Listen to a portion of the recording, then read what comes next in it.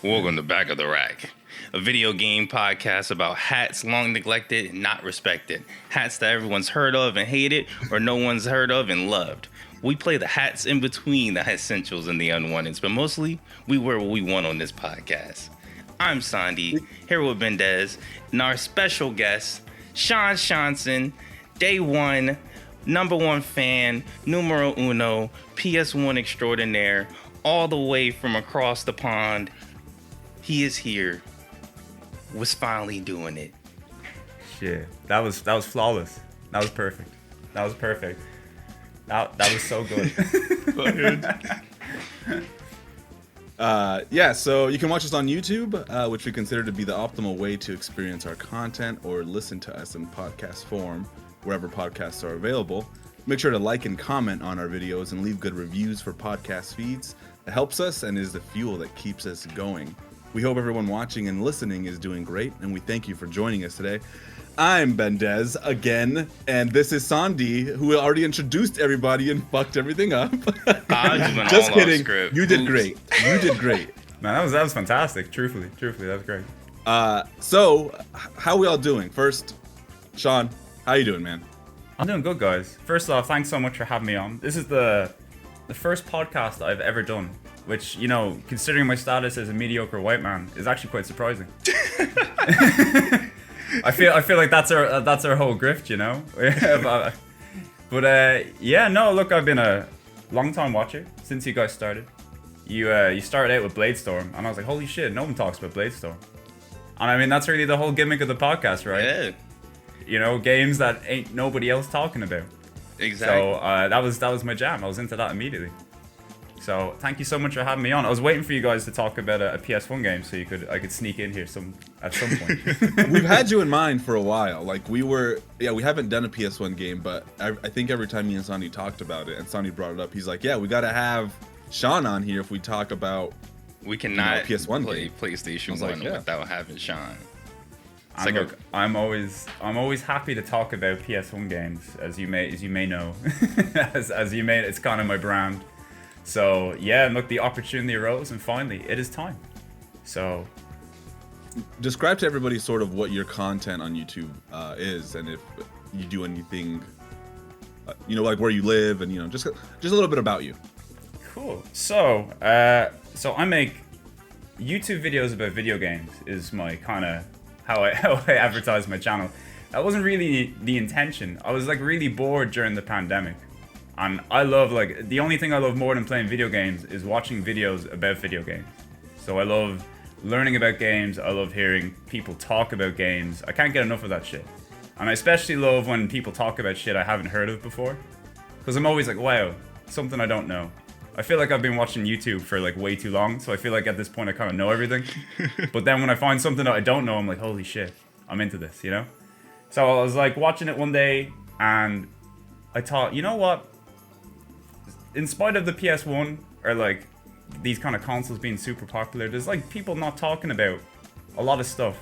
So maybe I will try talk about stuff today instead, as a way to kind of, not be bored while sitting at home. So I was like, fuck it, I'm gonna make a YouTube video. And then I made a 3.5 hour video about Disney games, which was a terrible idea for a first YouTube video, by the way. Do not make a 3.5 hour video as your first YouTube video, because it will take a month and you'll obsess over it, and it will be your worst video, even though it should, no matter what you do. But I did that, right? And then I was like, you know what, this is actually really fun. Maybe I'll keep doing this. So it kind of got to the point where I kind of got this bug where I was like, hey, there's a lot of games out there, a lot of games, especially on the PS1. And I kind of have to figure out a way to get them out to people. Because for years, right, you want to find out about new games, you want to find out about cool stuff that people ain't talking about. You can't really type in and search for an obscure game, because no one's talking about it, nobody's made that video. So I try to figure out a way, how can I make stuff and just get cool, weird games out to people through, without having them have to manually search it, if that makes sense. So I was like, I'm going to combine my love of game shows, and I'm going to combine my love of video games into a singular piece of content. So my thing with my videos is that I like to just pick games at random from a big wheel that I think are obscure or maybe people haven't heard of before, and we're just going to talk about them for about 10 minutes. I'm going to play through the game, and then when I'm done playing the game, I'm going to talk about it in edited video review form. And then we see how that turns out. The wheel. It's like stuck in my head now.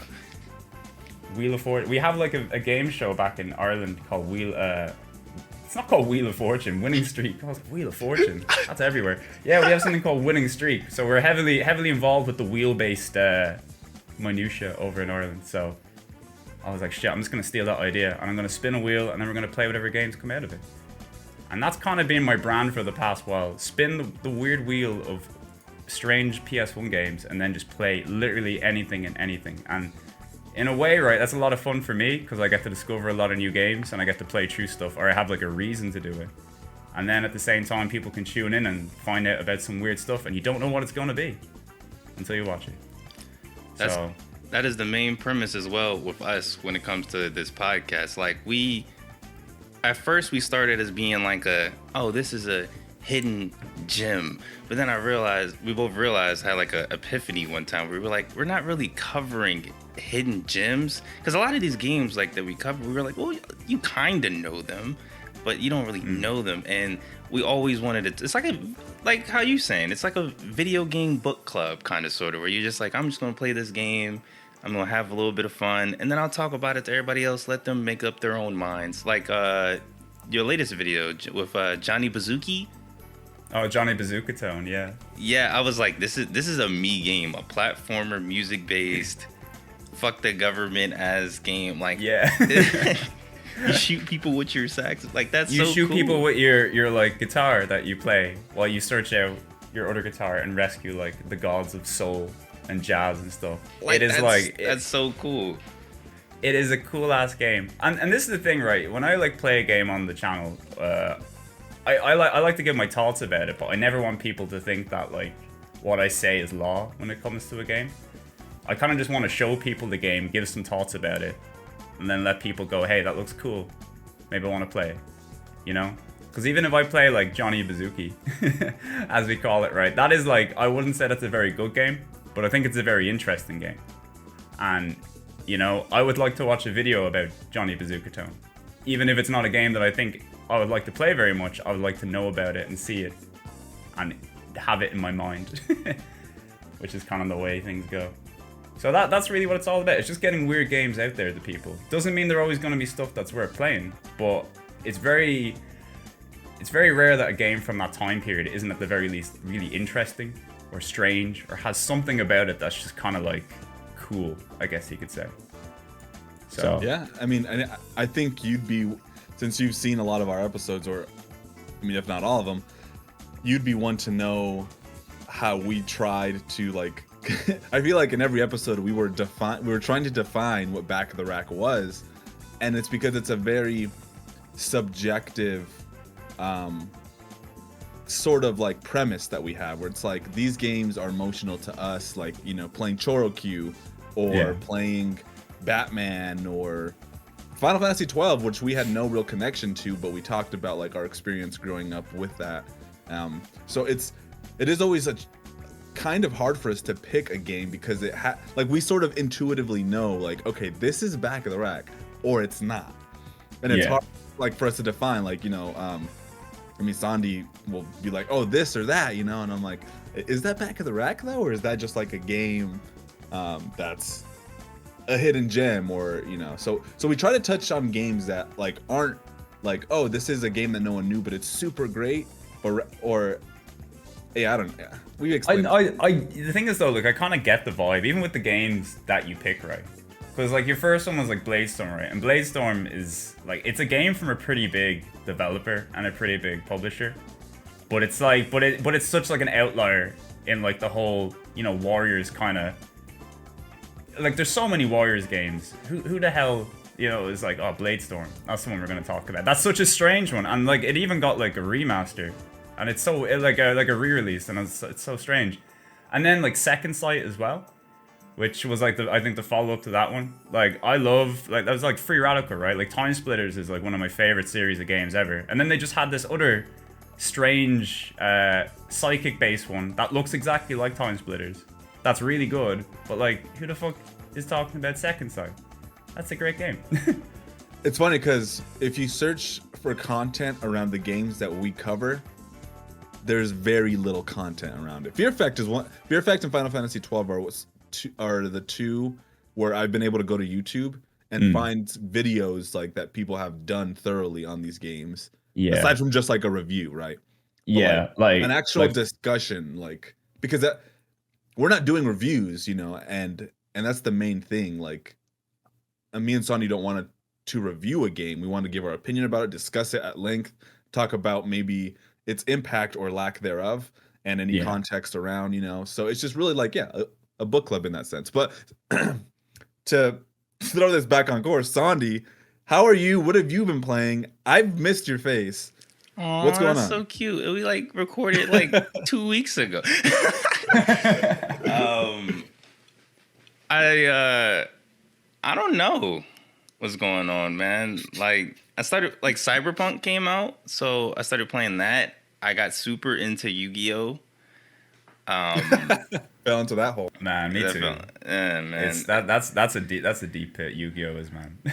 Like, it was so fun getting the platinum, and then as soon as I got there, it's just not. Oh fun. man, isn't it the worst? It's like just, the game changes. You're like, I don't want to drop out of platinum. But I'm like afraid to play. It's like you drop out, you win your way back, and then immediately you're like, we gotta do this. Is platinum? You guys are talking about the ranking system, right? Platinum is so highest tier, right? Yeah. So I guess just for clarity, Yu-Gi-Oh! Master Duel came out, which is supposed to be like the Yu-Gi-Oh! Game going forward, the competitive Yu-Gi-Oh! Game. So if you want to play Yu-Gi-Oh! Online and you want to play competitively, this is the one that Konami wants you to play. Which is good. We needed that kind of game for a while, I think, right? Yeah, exactly. Because like Hearthstone, every time I played Hearthstone, I was like, well, if this was Yu-Gi-Oh! I wish this was Yu-Gi-Oh! Like I love card games, right? I love card games. The problem is like none of my friends want to play Magic. They just don't like Magic. And for me, like if my friends ain't playing it, I don't really have the will, I guess you could say, to play it. Yeah. And it's kind of the same with everything. Like I've tried Hearthstone, I've tried Legends of Runeterra, I've tried as many card games as I can, but nothing is Yu-Gi-Oh! Nothing will beat Yu-Gi-Oh! It's that brand loyalty Yu-Gi-Oh! right there. I think the only thing that gets close to Yu-Gi-Oh! For me is Duel Masters, but they haven't dropped the Duel Masters anything in 15 years. So, well, they probably have. I feel like they probably have. It's probably just Japanese exclusive at this point now, but yeah, I feel like you have your one card game, and that's like all you have the capacity to like learn. Yeah. Like you can learn all of them, but that's like your one. Duel Master sounds like the subtitle of a Yu-Gi-Oh game. It does, doesn't it? Yu-Gi-Oh! Duel Masters. Like Duel Masters is like I would latch on to anything that was like anime and or card game, and if it was an anime card game, I was in. So when Duel Masters came out, I latched onto that immediately. But we had Duel Masters in Ireland for, I'd say, about 3 months and it was gone. It was just, I bought all these cards. Yeah, it was crazy. What am I going to do with all these cards? What am I going to do with all these cards? Then it was, I think, the Naruto trading collectible card game. Like, they had, like, a whole Naruto one where you, like, it was pretty much Magic. Like, you had to build chakra every turn with, like, mana. And it was the weirdest thing from, like, 4th to 5th grade. Because, like, we would play it, like, in recess, we'd be like, yeah, man, I got my deck, dun-dun-dun-dun, boom, boom, boom. And then it just disappeared off the face of the earth. And I just don't know what the fuck happened to it. Same with, there was like a Dragon Ball Z and a Digimon trading card game. Oh, yeah. Oh, there was every IP you could imagine. There's a Final Fantasy trading card game that's still going, I think, as of right now. No, there's a trading card game. If they can make cards, because like when I was a kid, I spent like any money that I could like gather together, I just wasted it on cards. I was a fiend for cards. It was bad, and I had to kind of justify. Oh yeah, like I didn't even know how to play Pokemon. Nobody in my school knew how to play Pokemon. We just bought cards and traded them. It was like we didn't even do anything with them. We just had them. It was like a status symbol. Yeah. We'd show up on the playground and just stand around with cards in our hands, not playing anything, just thinking about looking at them. It was terrible. These cards. I looked up the Final Fantasy cards, and they have the worst art I've ever seen. I don't want to say the worst. Yes, it just doesn't look like a trading card game. Like you can buy like a Cloud deck or a lightning deck. That's what you're buying on them. I'm building I don't a even know how Skype it plays. Yeah, it's so that's why like Yu-Gi-Oh, because Yu-Gi-Oh had an anime that like kind of taught you how to play the game, but no, not including the first season, which didn't teach you how to play the game well. Taught you how to all. kill people though. Taught you how to kill people. Oh, season 0. Oh my god, that was that was murder everybody in your school who's wronged you. That's good stuff.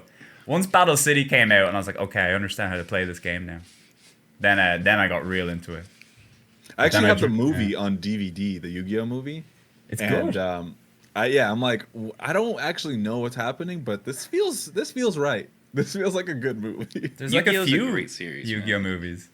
There's like a few of them. There's like one where they get all the cast of like the first 3 series together, which is pretty great. There's like a No Way Home version where like Exactly. Yeah, man. They like did that time way travel. before No Way Home. Yeah, That's a good it's stuff. a very like Japanese media narrative is like the time travel. Like the Power Rangers movies do that quite often, right? The cross, like, oh, we're gonna get the Dino, and then like the Rescue Force and all the like. Those are the they best kind of episodes. Bring them all together. or it's like the entire line of Yellow Rangers and they're like Yeah. Oh my god. explosion. It is. It's something. There's something inherently satisfying about that, right? Yeah. So I've been doing okay. Nothing crazy has happened. So I've been playing Horizon Forbidden West. I just started that last night. I don't know if I can say I've been playing it, but I put like 5 hours into it last night. Are you playing it on PS5 or PS4? PS4 base PS4. So Whoa. my shit sounds like it's about to fucking take off. Yeah, no, my PS4 has not been doing good for a long time. I don't even play in it anymore because I'm afraid. I Really? fear. Yeah, no, I just like, you know what? It's dying. I need to probably clean it out, maybe dust it. But the game is beautiful for sure. And I was telling Sandy this last night that I feel like I'm getting bad at games, especially after playing today's game that we're going to talk about. There's so much the game throws at you where I'm like, so many buttons. Like, there's so many things. And I'm like, I guess I haven't played a PS4 game, like, or a current or next gen game in a while because I've been playing a lot of games for the podcast.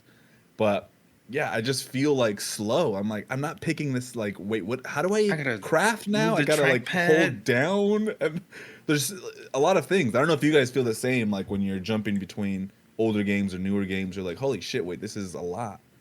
Yeah. Like the problem with like because I'm kind of invested into YouTube now, what happens is like I would say a good 90% of the time that I'm playing video games, I'm playing PS1 games or I'm playing old video games. So I have like this mindset from like of somebody who lives in like 1995 or something. And it's real strange. So like when I go back and I play a modern game, I almost feel kind of alien. It feels alien in a way. So like I can't even think of the last, like I play modern games and I'm just bombarded with stuff. You know, and funny enough when I played, because I haven't played the new Horizon, but even when I played the first one, I thought I was like, this game's really hard. This is a really tough game. Yeah, I thought the same thing. Like I just stopped playing halfway through because I was like, nah, there's too much stuff going on. Because I felt like I had to like zigzag through the whole map and clear everything, and I was like, no, I gotta just mainline the story. I was having fun with it, but like normally open world games, like I would do as many like side quests and like everything, and I get like kind of overpowered early into the game. And Horizon, that was not happening, which is probably a good thing, really. It's good to be challenged in video games, but I don't know. There's actually like a secret thing with Horizon, I think, where like the more of a robot you kill, they like level up and evolve. So like the more you like do that, like grind and get overpowered, the game's like, all right, so we're gonna put a rocket launcher on that wildebeest now. No wonder, yeah. Yeah, Why is the the guys game got is flamethrowers now? This is bad. yeah, it's definitely one of those things with open world games where they can become like collectathons and they can throw all these different ways to do one thing, and it's kind of like about, and I think it sounds like we kind of have that like mentality to try and complete maybe everything, or like try and get, like, you know, Sandy is zigzagging through the map because you want to get to like, you want to see everything, do everything, you know. And I feel like sometimes you can't play these games this way or else it'll break you because it's just too much content. Like Assassin's Creed Odyssey, which you like a lot of people didn't like because of the abundance of content it had. I loved that game because it felt like there was so much, but then I started to realize, I'm like, well, I don't have to do everything. I just like want to see what I want to see. If I discover it, it's cool, and if not, then I'm fine, you know. And it's hard to let go of that, where you're just like, okay, I'm not gonna be able to do everything, but I got the enjoyment of like this open world. It's a mentality that I'm finding very hard to break. It's because it's like you said, I came from, you know, playing like Banjo-Kazooie and Mario 64, where the whole goal is to collect every item in this tiny little map, and you feel really good about it. I love doing it. To this day, I still love doing that, you know? And open world games, you know, a lot of its best content is the you know, carefully crafted story content that goes through it. And then the side stuff, right? You know, you could go to like, I don't know, if you're playing any open world game, there's usually like maybe like a base to raid. There's some stuff to find on the map. You know, that stuff's fun, but like it's padded out so much that you find yourself doing a lot of this kind of miscellaneous boring content a ton because you want to like achieve everything. And that's okay, but when you're doing that more than like the good content, it kind of wears the game out a little bit. And that's what happens. I spend like, you know, 80 hours playing an open world game that I don't finish because I'm like, I'm bored of this. And why am I bored of it? Because I've done all the side content before finishing it. Like, yeah, I recently finished Cyberpunk, right?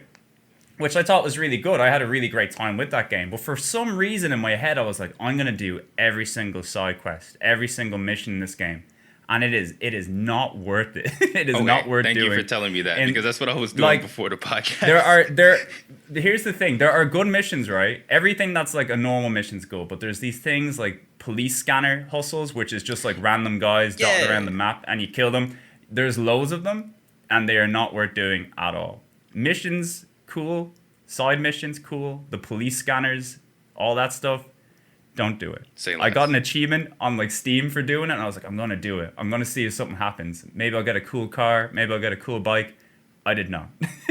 Nothing happened. So I've technically 100%ed this game, but I could have had a much better time had I finished it in like 30 hours as opposed to 50 hours, you know?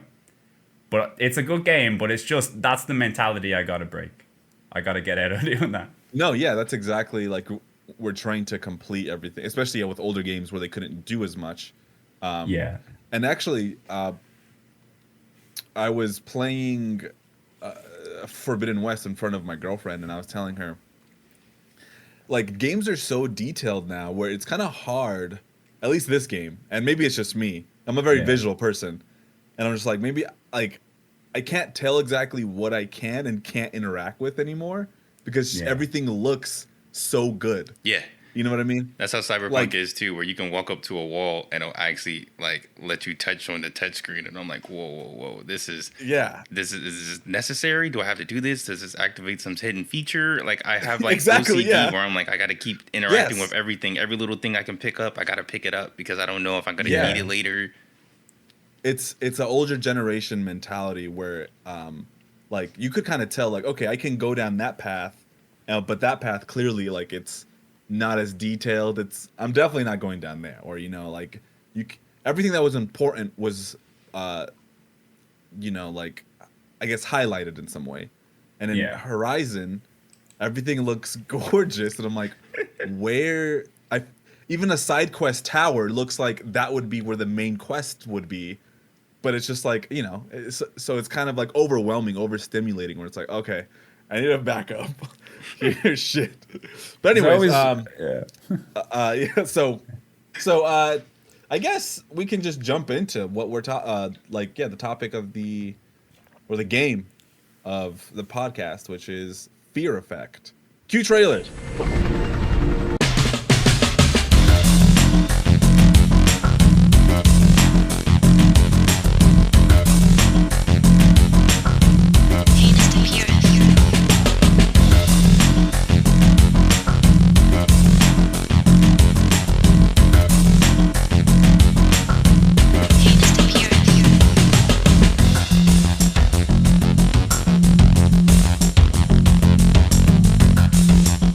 So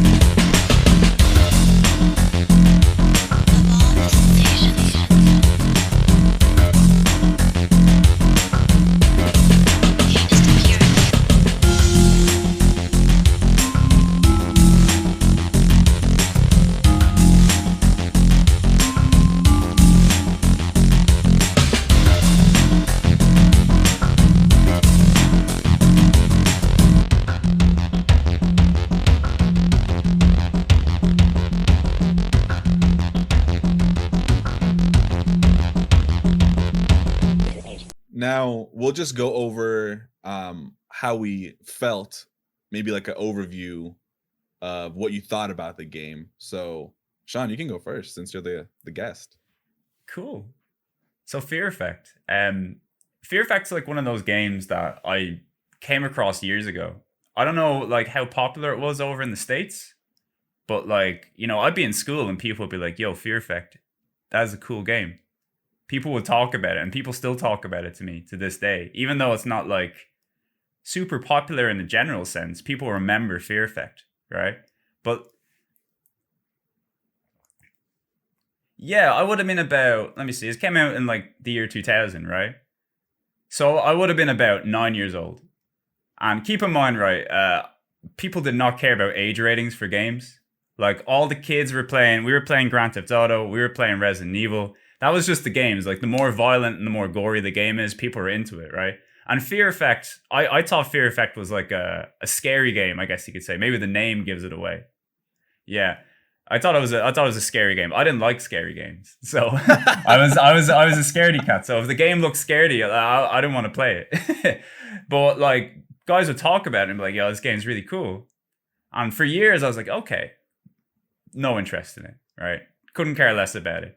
And as time went on, right, I was always curious. Like, it was one of those games that I knew very little about. I knew people spoke, not necessarily highly about it, but people always thought it was like a cool game, a memorable game, I guess is a way to put it.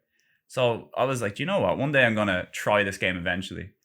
And sometimes when I get ready to think about what sort of videos I'd like to do, about certain games, I might try out a game for about 5 minutes or something, just to kind of get like the gist of a game, get the vibe. And I played like 5 minutes of Fear Effect, and I was like blown away, I guess you could say. Because I had no idea what kind of game Fear Effect was. I didn't know if it was like an FMV game. I didn't know if it was like a tank control game. I didn't know if it was like a third-person action game or whatever. But I didn't know it was like a combination of all of these things layered on top of each other, right? As soon as I went in and I realized that this was like basically a tank control action game, I guess you could say, but on top of an FMV game, like FMV backgrounds, like I was like, I'm walking around on a video. Yeah, I was like, this is the coolest shit. It didn't hit me until the second disc that everything was a video. Like, and once you got to the one where in the video, like the one in the village where like the guy is hanging and he's like, wow, and I saw it loop. I was like, oh, this is all video. Like, it's finally hit me. I thought it was all just ugly ass graphics. But yeah, like, I mean, let's be fair. It hasn't aged the best in terms of like none of this stuff really does. And especially if you're like, do you guys play on like CRTs or do you play on like modern? Sunday, you play? I played on a modern. I have LED, right? Yeah, I have an upscaler, so cool. Yeah, I used the retro tink, so like it made everything even way more like bloated. I'm like, oh, this is not good looking. I play on a CRT, so you're getting like the pure experience. Yeah, and even then, it's like it's still on a CD, right? And I wouldn't mind like the video in this game. The loops are about maybe like 4 or 5 seconds, most of the screen, which I understand is probably necessary for how like, because you're putting all these videos in here and there's not a lot of space on PS1 discs for video, which is kind of the case. But just kind of opening the scene into like Neo Hong Kong, which I think is like the first disc of the game. I like every screen I went to, I had to like stop for a second. I was like, this is insane to me. Because I've seen a lot of FMV games and I've seen a lot of games like, with static background images. And I think games with static backgrounds kind of, even though they don't necessarily hold up all that well on the PS1 in particular, I think they allow for some really kind of beautiful and interesting environments and graphics that like I would say hold up a lot better than pure 3D in a lot of cases. But like seeing this in like FMV and being able to kind of like walk around on a video was just, I don't know. I thought it was just so cool at the time. The only other time I can remember that in a game, I'm not sure which Final Fantasies, but I think like, I'm not sure if it was 7, 8 or 9, at least a few of them had it, where you would transition into a cutscene and you're basically walking around in the cutscene while it played. It looked really bad, but at the time that was still really cool. But a whole game that does some that? like FMV backgrounds. Yeah, like you transition into FMV and you're like in the FMV as a little like pixel character while this video plays. We'll get into that because I thought that was really incredible. Not even by like definitely by standards back then, but even to see it now, it's just like holy shit, it looks really good. So Sandy, do you have any like I mean, you were 4. I'm kind of embarrassed right now because I was 3 years old when this game came out. I was literally a toddler. And this is like one of those things that like I kind of keep talking about, where it's like, like PlayStation 1, like anything before PlayStation 2 GameCube era is like a mystery to me. Like I don't really, because I was young, like I was a baby. So like PlayStation 1 is like an enigma other than like the main titles and like, of course, JRPGs and rhythm games and stuff like that. Like the main games that everybody knows on PlayStation 1, I know. But like, I never really like actually genuinely played PlayStation 1 games like that or like went out of my way to like mess around with them because I was always like, I mean, GameCube. And besides, GameCube is now 20 years old, so it's kind of like, I'll just play a GameCube game if I wanted to play something old. But that sounds bad. I'm sorry, guys. That's cool, man. I'm not the PlayStation 1. It's okay. Man, the only thing I'll agree with that, like when people talk about Atari games, I'm like, no, they're not very good. Everything else is like, I get why people like it, and I get why people don't like it. You know? So I just never really understood it, but I didn't know about this game until you mentioned it. I was campaigning ever since we all agreed on doing the podcast. I was campaigning for Akuji since like, we have a giant list of like all the games that like, it's mostly a list of shit that I put on there of like games that I'm like, hey, maybe we'll play this one day. And Akuji is the only PlayStation 1 game I had on there. And I was like, come on, guys, let's play Akuji. It looks so cool. And you guys did I not have Fear Effect on there? Nah. And it wasn't until like I was like, we're going to play Akuji, guys. That's cool. And then you were like, no, Fear Effect. Because I thought it was Akuji. And I was like, yeah, Akuji's like a cool game. It's like an adult platformer. Exactly. Yeah. Which in itself is weird. It's like the guys who made Gex, but with like not a lizard. which is a great idea for a game. Gex, but with no Gex in it. Gex with no annoyance. with no annoyance, yeah. But Sandy, I also didn't. I've never heard of Fear Effect before. Because I mean, like maybe last year, I watched a video that just had every PS1 game on it, like a 4-hour video, just like it is my favorite video. Yeah, you just like watch it. Just a 10-second blurb of each video. Yeah, and I just like write down everything that looks interesting to me. Fear Effect was one of them, and I bought it because it was cheap. It was one of the cheaper ones, on the video. And then I thought I added it to the list, but I guess I didn't. But because I was gonna do a video on Fear Effect anyway. Because when I played a few minutes of Fear Effect, I was like, okay, I need to stop because I would like to. It kind of fits into the narrative of the kind of videos I like to play, where you can kind of go through the entire experience of a game, and like almost every aspect of it is interesting to look at visually. I was like, this is the game. I don't know if this is good or bad, but I know it's going to be entertaining. I know it's going to be interesting to explore and bring to other people. So when you guys mentioned, we're thinking of doing Fear Effect, I was like, yes. Two birds, one stone. I can play this game and record all the footage. Yeah, so like that's the plan. Like whenever this podcast is due to go up, there should be a Fear Effect video just appearing around the same time. Yeah. That's the plan. Cross promotion, yeah. Exactly, cross promo. So so Sandy, what are your overall, I guess, thoughts? Your summary. You guys know I'm the Resident Evil fanboy. It's either Sonic the Hedgehog or Resident Evil. And Resident Evil 5 is indeed my favorite Resident Evil out of all the series. But I enjoy replaying the older tank control fixed camera ones. So this was like a real treat to me. But the FMVs, we'll talk about that later. We'll talk about the actual. But overall, I thought this was a pleasant surprise. Like usually when we come to the podcast, I usually understand why certain games didn't really garner or become like cult classics or the mainstays in gaming. Like last month's with Choro Q's, where I was like, Yeah, it's Chorokyu. Like, it's a cool and interesting game, but like if they elaborated on the more, it probably will be like a very successful franchise at this point. But Fair Effect was one of those games that it was good from front to back, and that's odd. Usually when we're playing these games, usually there's a point where we go, I don't know about this, man, and I want to play the second game. Like, I want to play the second game. I missed out on the sale for Sedna. I wanted to play Sedna as well too, and I'm really mad finding out that they canceled the third game, which looked super Inferno, cool. yeah. That trailer that they have for Inferno, it looks so good. I like never have I watched the trailer for a cancelled game and got like mad about it like all these years later. Like straight up I was like, how could you? This looks so good. Yeah, because most games, it's like, really frustrating. you know, like most canceled games, they'll explain the whole story of why I got canceled and all the planned features, and you're just like, oh, that would have been cool to play, but you're not really gonna play it. Like, what was that? It was like one game where it was like Avengers first person 4-player co-op game or something like that, and it's like, that sounds cool, but you wasn't gonna play it. That's why I got canceled. But Fear Effect, I'm like, no.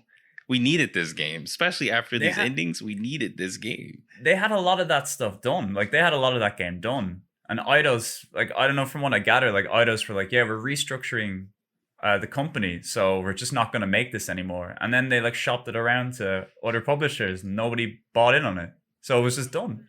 I wonder what it was about. I sort of... I guess we'll get into this later, but I'm going to jump into what I thought about it real quick here. Yeah. So I feel the same way as Sandy and you, where, you know, the visuals were definitely super appealing and it was a pleasant surprise. Sandy, you mentioned that, you know, we always run to that point where it's like, fuck this game. Like, I don't want to fucking finish this shit. But like, for some reason, this game did that to me several times, because the boss and the puzzles are so like excruciating. Well, specifically the puzzles are like mind bending, where I'm like, how would anybody know how to do this? And I think I played the first 2 discs without a guide.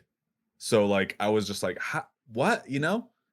And I did want to quit, but there was something charming about it through and through. After I started like to find a good rhythm with the combat and everything, it's like, yeah, this is good. This is really special. And I think the only thing that I really had issues with, or that I feel weren't, or probably were, why it didn't get a third one, was probably like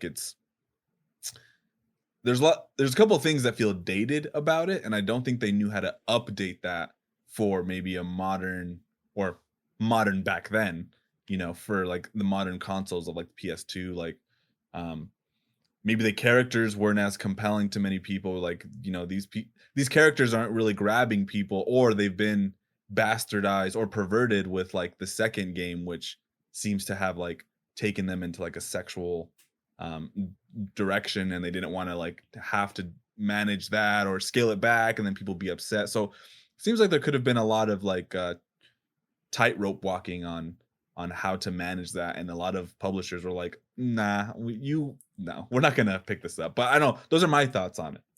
Yeah, it's a very like, even taking that stuff and putting it aside, it's a very adult game. It is a surprisingly like gory, violent video game. Maybe one of the most like overtly violent that I've seen on the console. Like, when people die in this game, they gruesomely die. There's some stuff towards the end of the game, especially, like, which is, I can't recall like because, you know, stuff would be, censorship was a bit like more heavy back then. Like, when you would have a pretty violent game, like there was like a risk of it being, you know, we have to tone it down. But they did not tone anything down in this game when they came into that. And looking at the trailer for Inferno, they were big on the violence in that too. There was some like proper body horror that I could see in that trailer. So, you know, I've yet to play the second game, Retro Helix, which is like a prequel. So it takes place before the events of this game. But it's like you said, everything that you see, or at least from, you kind of get the vibe of the second game, they obviously kind of took a turn towards, you know, with the characters, maybe a bit more perverted, maybe a bit more overtly sexualized. So yeah, I wonder how that kind of panned out as things went on. Yeah, I mean, and I'm not one to be against, like, the freedom of expression in art. If you want to make a perverted game, you do it. I don't By all care. means. I will play it or I won't. The Steam's top, Yeah, the yeah. Steam top sellers is snitching on a lot of people. It's a very lucrative market. Yeah, like no, like a lot of men play games, and so it makes sense that with especially Fear Effect 2, as we've seen, and we'll put some images up, but they double down on maybe some of the more sexual, mature like aspects of the game, but also it's violent. It's violently sexy, the game, Yeah. but it also has a lot to do with other things which we can get into with the story, but yeah, I don't know, Sandy, do you want to go over some of like the facts of when this game released and some of the little tidbits that we usually do? Yeah, so just to go a little bit over, like we said, this game is almost as old as me. So sorry, old guys that are watching this, especially you, Derek. I'm sorry, man. It's Oh my god! By the way, there was an episode where you said Anthony. I think I don't know what episode it was, but I have a friend named Anthony. And he watched that shit and he was like, what the fuck? He was like, what the no, he didn't watch it, but it made me think, like, if he ever did, he'd probably think that like I told you to say that or something. I don't know. This is to you, this particular Anthony, not the other Anthony. But around this time, just like the 2-month span in between when this game released, because it released around February 2000, still the turn of the year, we got Crazy Taxi, Resident Evil Code Veronica, another fixed camera tank control game. We got The Sims, Vagrant Story, another fixed camera game, Tony Hawk Pro Skater, Marvel vs. Capcom 2, Majora's Mask. And this is just the 2-month span that this game released. So there's some, this is just the classics I listed. Like this isn't crazy. Including like any like personal favorites and stuff like that. So it's crazy to me that like people were still talking about this game and it's still like, I see like, care about this game, because a lot of games, like one of my favorite games, a lot of game-changing stuff was released around this time, and it's very interesting to see because this game was also pushing a very technically wise, it was very ahead of its time, but also not at the same time, because within this same year we're going to get Final Fantasy X, we're going to get the PlayStation 2, we're going to get a lot of more classics. That's why I was saying this, like just this 2-month span, we got all this, but it's like PlayStation 2 is about to outshine all this. And that's what makes Fear Effect 3 kind of sad that it got canceled, because that one was made specifically for the PlayStation 2. And you can see the improvements. I'll pop the trailer up. It'll be here for you to take a look and everything, so you can see how it looks. Like it looks vastly different from the rest of the gameplay that you're going to be seeing through this podcast. But it was produced by Eidos before it was bought out by Square Enix. This is back in the Dizzy. And Paquin Lip, how you say that name? Paquin Lipkawat? Yeah, there we go.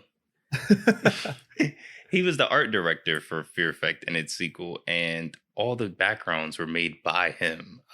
He was also a concept artist on Spyro and Eternal Night. If you guys enjoy those games, that's actually news to me reading that right now. I didn't know about Eternal Night. That's actually really cool.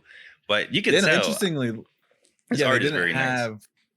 Yeah, no, it is for sure. He was a concept designer and a lot of that stuff. A lot of these people that worked under this game, they disappeared after like 2011 or 2015. That like they just don't seem to have any more credits under their like belt. It's weird. Like the director, John Zerplatin, this is like his first and only game that he ever directed, and then he served as like he served in different roles for other games, but like it's just weird. A lot of like game development is weird like that.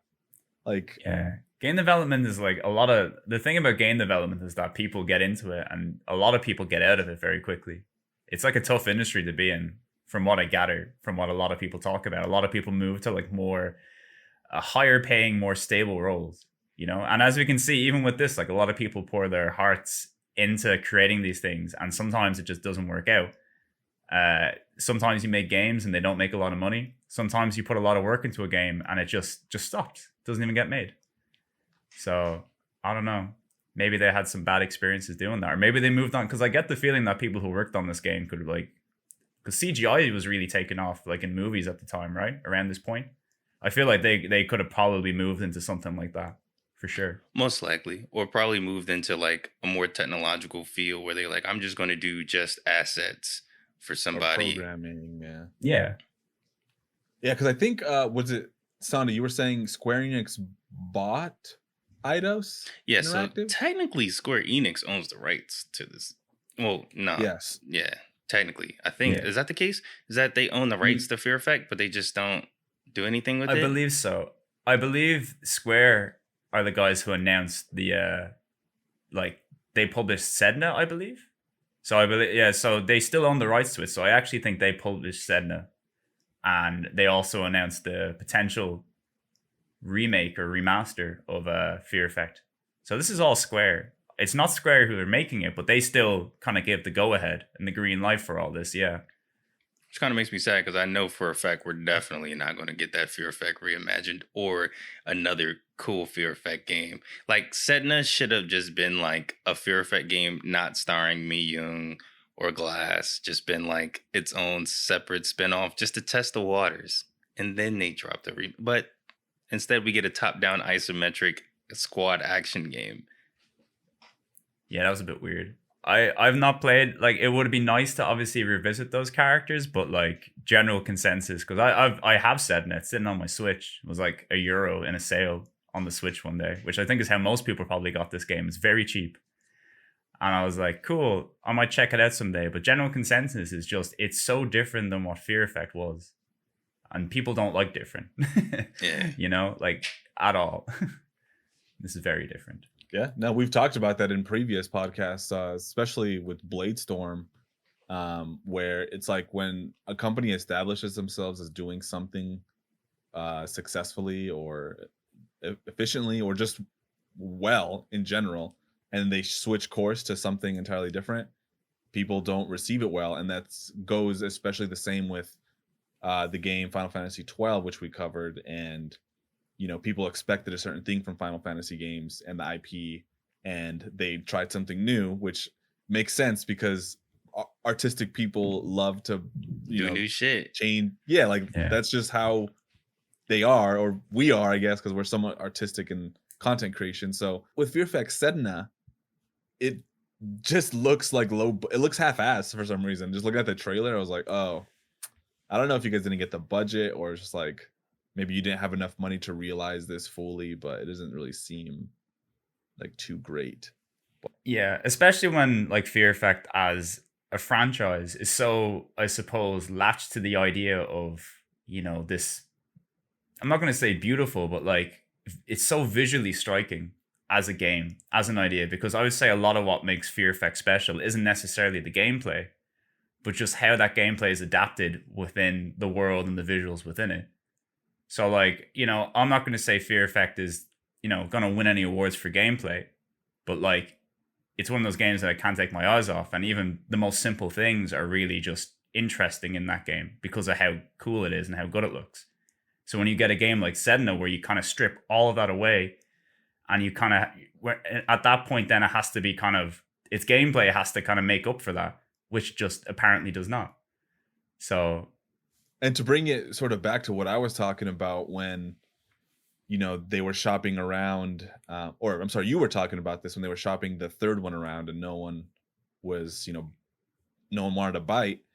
I think it's because of what you're describing, which is like, well, the PS2 era, they wanted to push graphics, and I'm sure FMV videos for backgrounds was like, okay, that's more PS1. Like, this feels a little dated. There wasn't much respect for like that sort of artistic style, which maybe at the time wasn't even seen as like a sort of artistic style. It was just like, well, that's what you guys were doing, and with the PS2 we can do more, and the IP sort of loses its identity once you strip away the FMV backgrounds and start to do cell shading a little bit differently. And so maybe that was another reason they're like, yeah, we're not going to pick this up. This just feels like something that'll dissolve and get, like, we'll lose money on because it's not. Yeah, I can't imagine that game is like cheap to make either, with the amount of work that they have to put into it. Like, I'd say, because even making it on the PS1, like FMV stuff is not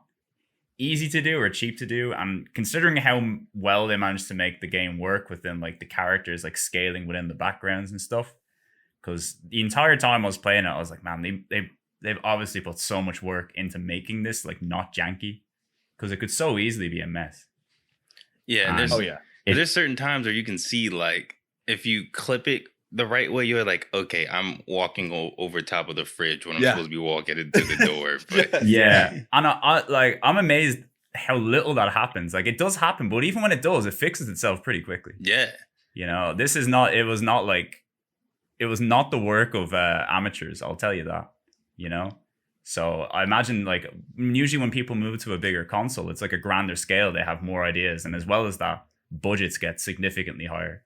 You see like entire teams dissolve. Like I guess a famous example is Tomb Raider when they went to do Angel of Darkness and they had a lot of lofty ambitions for it. And it just completely killed core design. The entire studio behind Tomb Raider, incredibly successful studio.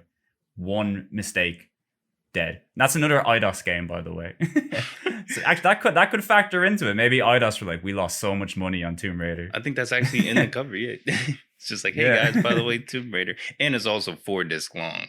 So I mean, I guess they were making a game that's 4 disc long, regardless of the fact that you got to do all the FMVs, all the extra stuff, recording that, and then doing a sequel. I don't know how many discs the sequel is, but I'm assuming 4 as well. I was about to say, yeah. It's even longer that game is, yeah. So it's expensive to make. 8 discs, yeah. Oh my god. Side note, but there's like a Saturn game, Phantasmagoria, I think, that comes on 8 discs. It's like the most discs for any console release of available. I would just love to have that, just to have an 8 disc game. Is it a shooter? Is it a shooter game? It's an FMV game. Well, that makes more sense. Makes more sense. Yeah. Yeah, but like, you know, nobody would ever release. Imagine that, like an 8 disc console game. That's just crazy to me. I was surprised that Horizon was 2 discs. I was actually messaging Sandy days ago. I was like, yo, this is 2 discs? A lot of these games are like a lot of the later games, like Final Fantasy VII, Cyberpunk, Immortal Phoenix Rising. Like, there's a lot of games that are like, this is the data disc, and then this is the play disc. This is a whole disc to just install, and then this is the actual. That's how you know you're like coming to the end of a generation when more discs come in, because that was the same thing for like the 360, right? The only 360 game I remember playing, because 360 used DVDs, right? Because like you'd buy Blue Dragon, that came on 3 discs. You buy Lost Odyssey, that comes on 4 discs, right? But when a PS3 game comes on more than 1 disc.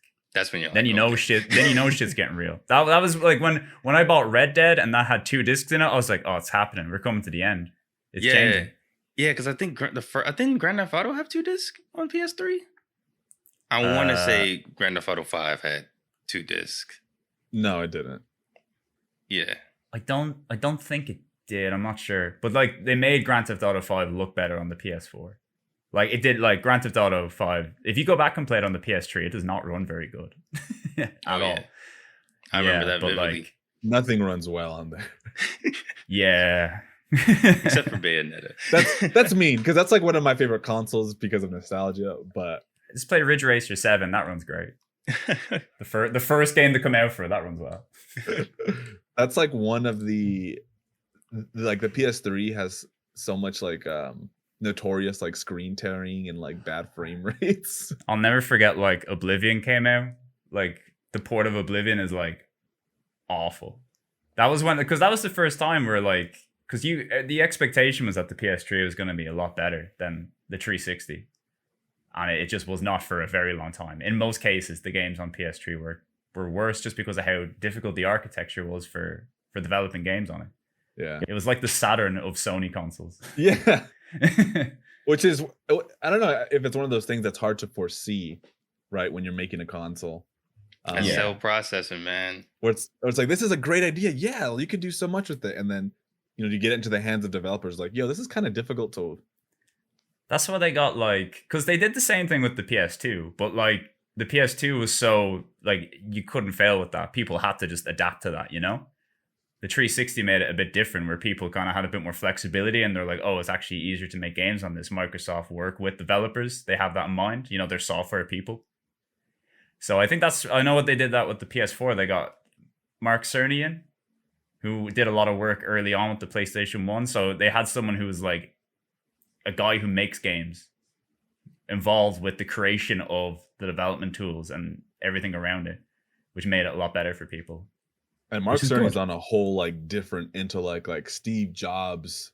Dudes, yeah, like between him, like maybe John Carmack's maybe like the god, and then Cerny, I'd say would be like the console variant of Carmack. Yeah, they're like geniuses in that realm. It's just real quick to wrap up some of the facts here. So yeah, John Z. Platten was a director, right? So his first game that he directed was Fear Effect, and then he wrote some other games, which I thought was really weird, and I just wanted to mention them. So Teen Titans, Fire game. Which is a great game. It's a great beat 'em up. Transformers, the game, a lot of licensed games. Fire Fantastic game. Four, Rise of the Silver Surfer, Fire game. Wanted was a Riddick among some of the, which were a lot later. I think he's done some Disney stuff, but it's really interesting where his career went, more to the writing side and of licensed games. Do we have anything else to say about that kind of the facts, developer history, or anything like that before we get into the thought table?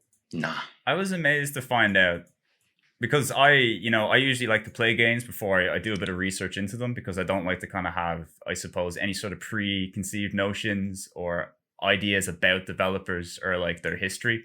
I like to just take every game at face value if I can, and then make my mind up and then see what other people say and what else they did. So when I played Fear Effect and I went back and I was like, Kronos, right? It's the name of the guys who developed the game, Kronos Developments or Studios. And I went back and I looked, and the only other games they made were like a collection of fighting games. And I looked at them immediately and went, oh my God, this Kronos? The guys who made what some people consider like some of the worst fighting games on the PS1.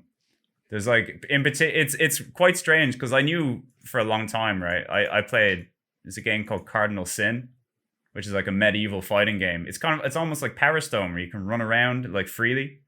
And it's like an arena fighting game. It's not amazing, right? I've seen this before. Pretty, it's fun, but like it's not great. But then I didn't realize like they made 2 games before that. Criticom and Dark Rift, I think, are the names of them. And like Dark Rift is supposedly not very good, but like Criticom, people say Criticom might be the worst fighting game on the PlayStation. Like straight up.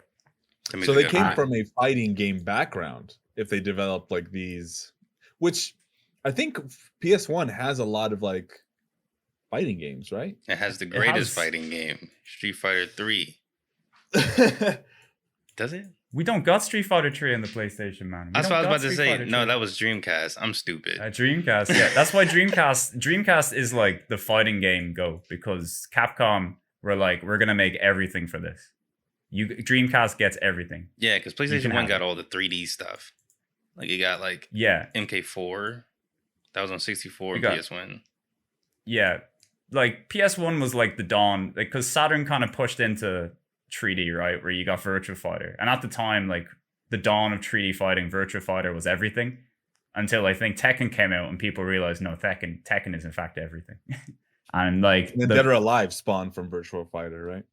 Everything effectively spawned from Virtua Fighter. Tekken was like, I believe, potentially some of the people who worked on Virtua Fighter, because a lot of what Namco did at the time was like, they look at what Sega did and they're like, we're gonna do that, and we're gonna do it slightly better. So when they seen Daytona, they're like, here's Ridge Racer. They see Virtua Fighter, they're like, here's Tekken, you know. And it usually takes Namco a few tries to get it really good, but like, you know, if you look at Ridge Racer and you look at Tekken, and then you look at like Ridge Racer Type 4 and Tekken 3, you're like, okay, no, these guys are really good at making games. It takes them a few attempts, but when they're good, they're good. But this is true. These guys, Kronos, right, after making like 3 fighting games, they're like, okay, maybe we're not great at making fighting games. This isn't going to make us a lot of money. Let's make a Resident Evil clone. We need to pivot. We need to pivot. They kept getting better each game, as far as I know, right? I've seen Cardinal Sin and Chromacon. Criticom, I think is the name of it. Yeah. It's like, so like Criticom and Dark Rift are like sci-fi themed fighting games, which I think is interesting in itself, because there's not like a lot of signs. Like there is a few, but like it's not the most common thing. Mostly people try to make Street Fighter derivatives for as long as they could at the time. But yeah, I've yet to play it, but it's just one of those games I hear rumblings about a lot. Like Criticom is bad. So I'm intrigued that they kind of made such a hard pivot from making kind of mediocre and or forgettable fighting games to like just this completely out there weird change. I don't know if it was like a restructure within the company itself, or they're like, we just need to do something new and surprising and cool. But I'm glad they did. I'll put it that way. Yeah, because they never went back to fighting games. No. So that they left that behind. But they did leave a little Cardinal Sin. There's a Cardinal Sin poster in like one of the rooms in Fear Effect. That's the only callback I seen. What? Wait, yeah, you know what? I think I saw it was a in poster. it was in the brothroll. It's in the brothel, yeah. It's one of the rooms. You know the room with the TV? Yeah, with the I love dancing that. girl. I took a picture yeah. of that room. I stayed in that dancing room. We'll talk about it later, I'm sure. But that dancing room, I was watching that TV for way too long. I was mesmerized by it. I was like, what is happening? Yeah, let's since we're on that topic, let's jump into our thought table, which is presentation first. Sandy, you go. You're next. Hey man, You looked like you weren't paying attention, so I wanted to go. Oh no, I was actually looking up like Criticom. I was like, I want to see some gameplay of it. What is this game, man? Yeah, sometimes I like janky fighting games. Janky fighting games are fun for when you play yourself a little JMOJ and just chug it down, and then just get to playing the games. That's the best time to play fighting games. JMOJ. By the way, have either of you had that? A JMOJ? Irish I whiskey, yeah. actually had that the other day. Did you I like made it? Yeah, they bought me a mixer for Christmas, and I was like, you know what, make me a little It's not bad, right? JMOJ. It is actually So what really good. is this? This is new to me. I've never heard of this before. I thought on one of the episodes we discussed. It was it was an E3 episode where we did stupid shit, and which we will do again. We both poured drinks, and he was like, "Yeah, my favorite drink is a James OJ, which is Jameson." No, we came up with the name James. You said it's just Jameson orange juice, because I think I had cranberry juice and whiskey or something stupid like that. Right. Yeah. The origin of it is so when you first start getting into alcohol, you're not really familiar with drinks at all, right? Yeah. And you're like, what's a good cocktail to order when you go to a bar? You're like, just give me Something fruity.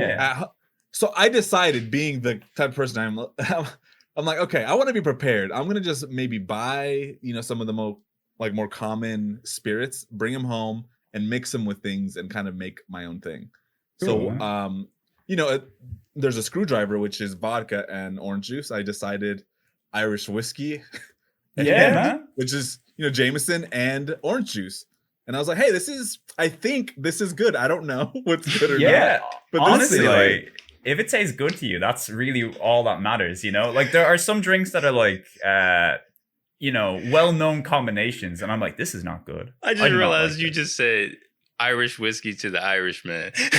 Yeah, I mean, look, I love that, like, Irish whiskey is at least somewhat out there, because like you guys got like Jameson, Hennessy. These are all just like Irish names and Irish whiskeys. The only one you should not drink. I just want to take a moment to say that you should not drink Conor McGregor's whiskey. It is not good. I want to call the man out. Proper 12 whiskey tastes like piss. Do not drink this whiskey. He is selling you piss in a bottle. Do not drink it. Distilled piss. Buy the good stuff. Buy Hennessy, buy Jameson, buy Powers, all the good Irish whiskeys. But do not buy McGregor's whiskey. Just want to say that now. I just want to call them out. But yeah, so that's the origin of the JMOJ. So Sandy, you like it? That's awesome. Yeah, it's pretty nice. I haven't had it in years, honestly. I love the name. That is a great name for it. And that is generally speaking, orange juice and almost any spirit is like a good combination. We will because orange juice is very acidic. It's kind of like a nice balance to a lot of the more strong taste of alcohol. I will point out though that me and my friend figured out that not all orange juices are created equal. You can't get the pulp. So no pulp. And so you don't do the pulp, but also we did the Donald Duck orange juice. That is the original I don't know if you We got guys have that. Donald Duck we orange juice. we do not. What? We do not. There's a Donald Duck orange juice. That might be some well, Arizona. That might be an Arizona thing. I ain't No, never it's- heard of no Donald Duck orange what? juice. Donald It is Duck Minute Orange Maid like, orange "Hey, you juice." fucking with me, man. So That's Minute Maid it. orange juice is straight concentrate garbage. But I mean, if you like it, that's fine. I don't But, believe you no, now. like, Donald Duck orange no, I juice. swear. I'm Googling There's- this, man. What the fuck? Oh, it's like a can.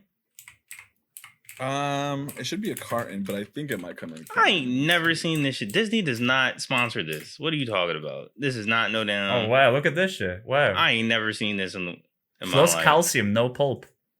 Yeah, this guy. Disney Donald Duck. I mean orange this. juice. You're lying. Why Donald? Why Donald? Why Donald? Why Right, is he what? is he known for his love of orange? I have no clue. This is the one though, right here. Do you see this? I would Anyway. like to try this. Donald Man, Duck. we really went off track of there. I was sitting This there is like, important. This This is is okay. okay. This is important. Donald Duck orange juice Donald is Duck not orange juice. everywhere. I hope you all learned something here today. I know I did. So So Sandy, yeah, go ahead, man. What For do you me- think about the presentation? presentation is honestly the biggest part of this game. I think also playing like other games, we've now become conditioned to like look at everything. Because Second Sight blew our minds. We were like, okay, I gotta actually pay attention to the computer. I gotta pay attention to the camera, little small details in the wall. And this game, I love the small details of like, oh, you gotta use this key. Like it feels. I love that it's presented like a point and click adventure game, but also like a RE clone. And I thought that was the coolest part. Sometimes, and I'll get to that, but like. The FMVs I thought was the coolest part about this game because it allowed for a more cinematic feel. Because Resident Evil, like it's a house, it's a police station, like it's the same shit like, every time you're going to play it. But this feels dynamic, like because you're going to different locations.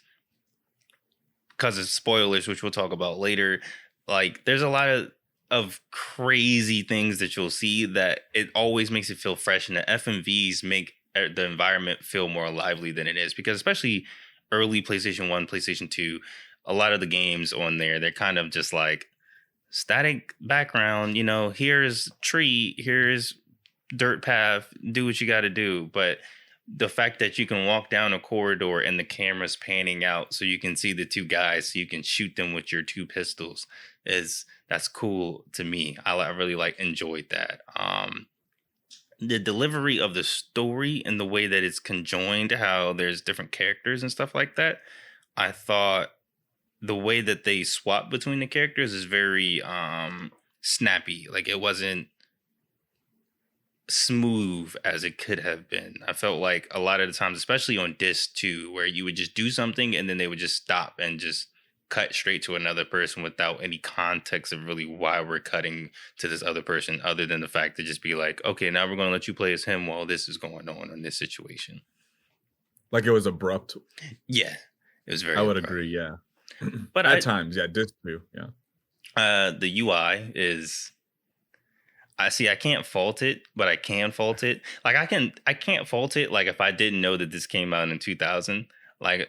If I just bought Fear Effect, I was like, whatever, you know, I mean, this is a PlayStation 1 game, it's 4 disc, and played it, I'd be like, oh yeah, this is really good. But because this came out at the end of the PlayStation 1 life cycle, I'm kind of like, all right, now, like, we could have did a little bit more with the UI. Now, I what do you feel like? What do you mean it has specifically? something?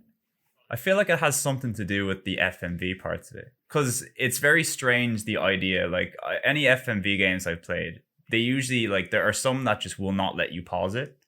It's kind of strange. Like there's a lot of limitations that I think are built in with if you're having this full motion video play in the background, because you have to, I think, design differently around it.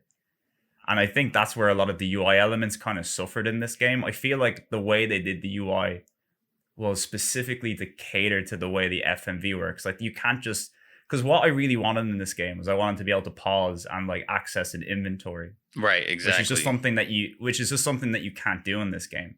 You have like 2 buttons to cycle left through the inventory and to cycle right through the inventory. And even when you like pause the game, it pauses differently than a lot of games that I've seen. It pauses in a weird way. It doesn't look natural, which is a weird way of putting it. But I feel like everything from the UI to the way the game pauses is all done in a way to cater and not mess with the FMV.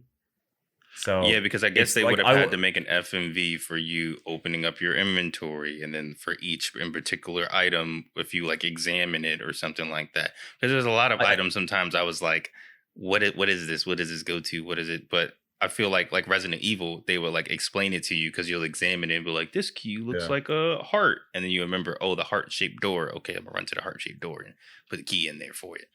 But yeah, they never cut away from the screen. Like even if you pause, it still has the video kind of in the background.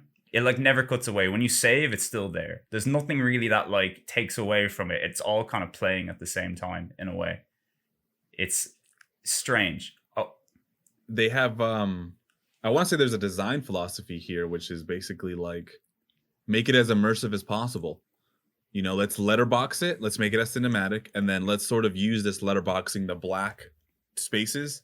Let's go ahead and put the UI in that space, you know, as to not cover up the cool video that we, you know, are overlaying on, you know, are underpinning onto these characters.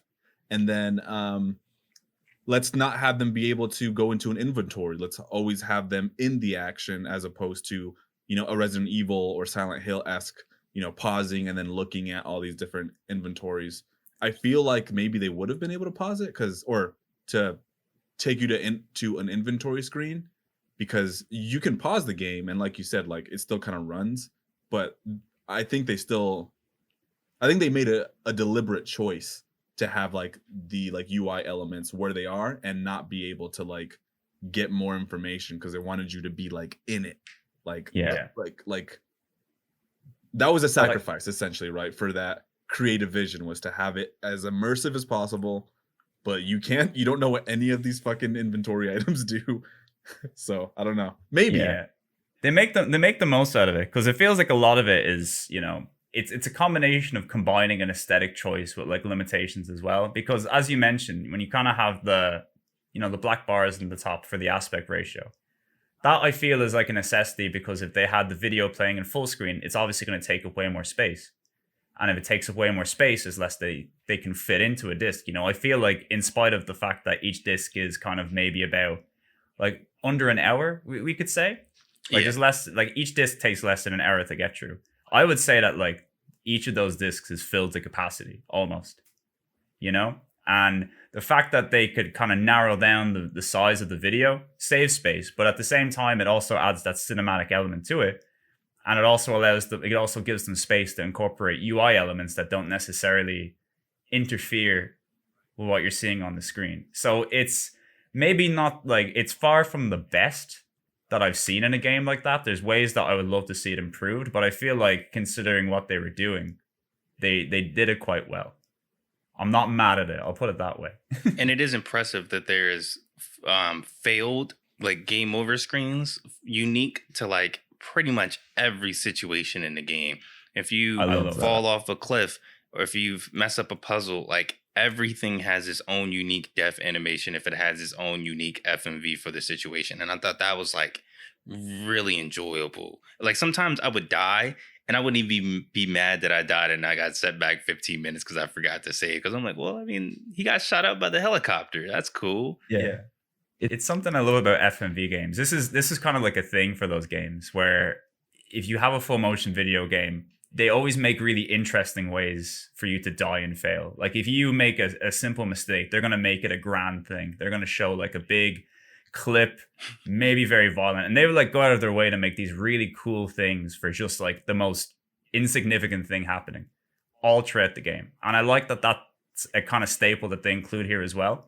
I always say, like, if you can pick a game and then go onto YouTube and type in death scenes and you can find like a 40-minute video of just different ways of people dying, like Fear Effect is that game. There are a lot of weird and gruesome ways that you can and will die in this game.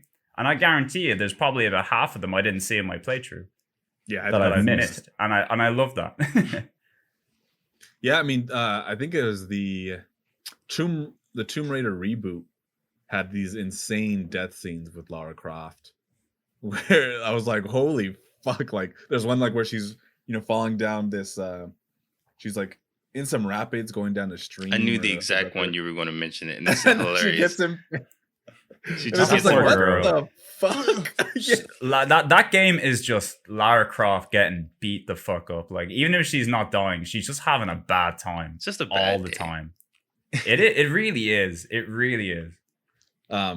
Yeah, but I really like what you said about sort of the dimensions of production and I guess, creative direction for the look of this game, because those elements that you're describing all have to come together and they have to like decide like, well, how we're going to make this look. What are we going to sacrifice?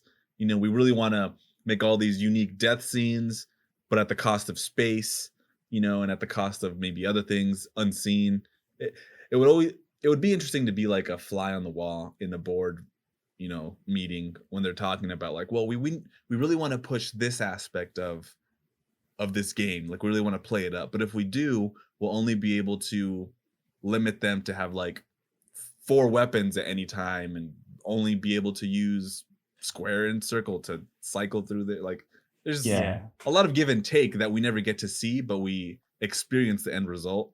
It's always kind of fascinating to try and figure out like why that choice was made, because there's so many reasons. It could have been either laziness or lack of time, or ran out of money, or it was on purpose and it just didn't get received by the player well. So yeah, I don't know. That's really interesting. I think I really liked Sonny, did you have anything like more to add about the presentation? Most of the stuff that I have to say is about the story. So Okay. I'm just shut Yeah, the fuck I don't up. have anything to say about this stuff. So yeah, I thought it was an interesting mix of like the cell shaded character models and the realistic like FMV backgrounds. I felt that choice made the characters really pop, and apparently they're not like really cell shaded, they're just not shaded. Possibly, yeah. Because cell shading wasn't really like, it's something that's not very common on the PS1. It's actually very rare to see any sort of cell shading at all. It's something that really, as a kind of an art style, really only kind of started to appear around this time in the 2000s. Obviously, like, Jet Set or Jet Grind Radio, that like popularized it, kind of put it into the mainstream. That is like the cell shaded game, but it's not the first one to do it. This is still kind of, I think, one of the Mega Man Legends, I guess, has a similar. yeah. It's not cell shaded, but it's like flat polygonal models, that give like a cartoonish.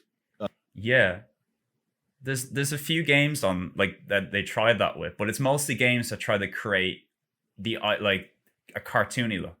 Because I played a game called Lucky Luke on my channel, which is based off of an old French comic book, right? And when they did that, they tried to use like I suppose like an early style of cell shading. It wasn't quite cell shading, but you could see like elements of cell shading into it, where like it looked very different than any other game. It didn't look like a 3D character. It kind of you could tell that this was like an ode to cartoons, or an ode to kind of capture that animation style. And for my money, I think in terms of cell shading, I think Fear Effect is probably the best example of it. Maybe if it's not like pure cell shading, I still think it's some of the most like detailed stuff. Like, you could get a character up close. Like you look at a character up close in a PlayStation game, most of the time they do not look good at all. You can you look at Solid Snake's face, right? That is like Metal Gear Solid is a beautiful game. It is rough, you know. It's a 2 pixel by 2 pixel JPEG. You look, yeah. It is not great. It is a great looking game, but you get it up close, it is not great. You get like Hannah up close, right? Like, you can make her walk up to like the camera. She looks real good, like really detailed. Everybody in this game looks really detailed. You can see their facial animations. You can see the movement in their bodies when they like change positions and stuff. When they do rolls, like every animation links into each other naturally, even picking up items and stuff. It's really cool. And I think a reason they could do this is because there's like different parts of the PlayStation that are kind of working in tandem here when this happens. You have like video being streamed, right? But you got to keep in mind that because everything in this game is happening on top of video, all the processing for like the polygons and the 3D stuff and the characters, it's completely free for the PlayStation to kind of maximize the power. So when you play another game, you're basically, you know, you got to do the backgrounds, you got to do, you know, your skybox, you got to do the environments, objects. This game is literally just all it has to work on is characters. So you can have like detail the likes of which you would not see in any other game really, because it's just streaming the video in the background. And it's a really interesting way of doing things. And I think they kind of cracked the code in some ways here to make like, to really push the PlayStation to its limits.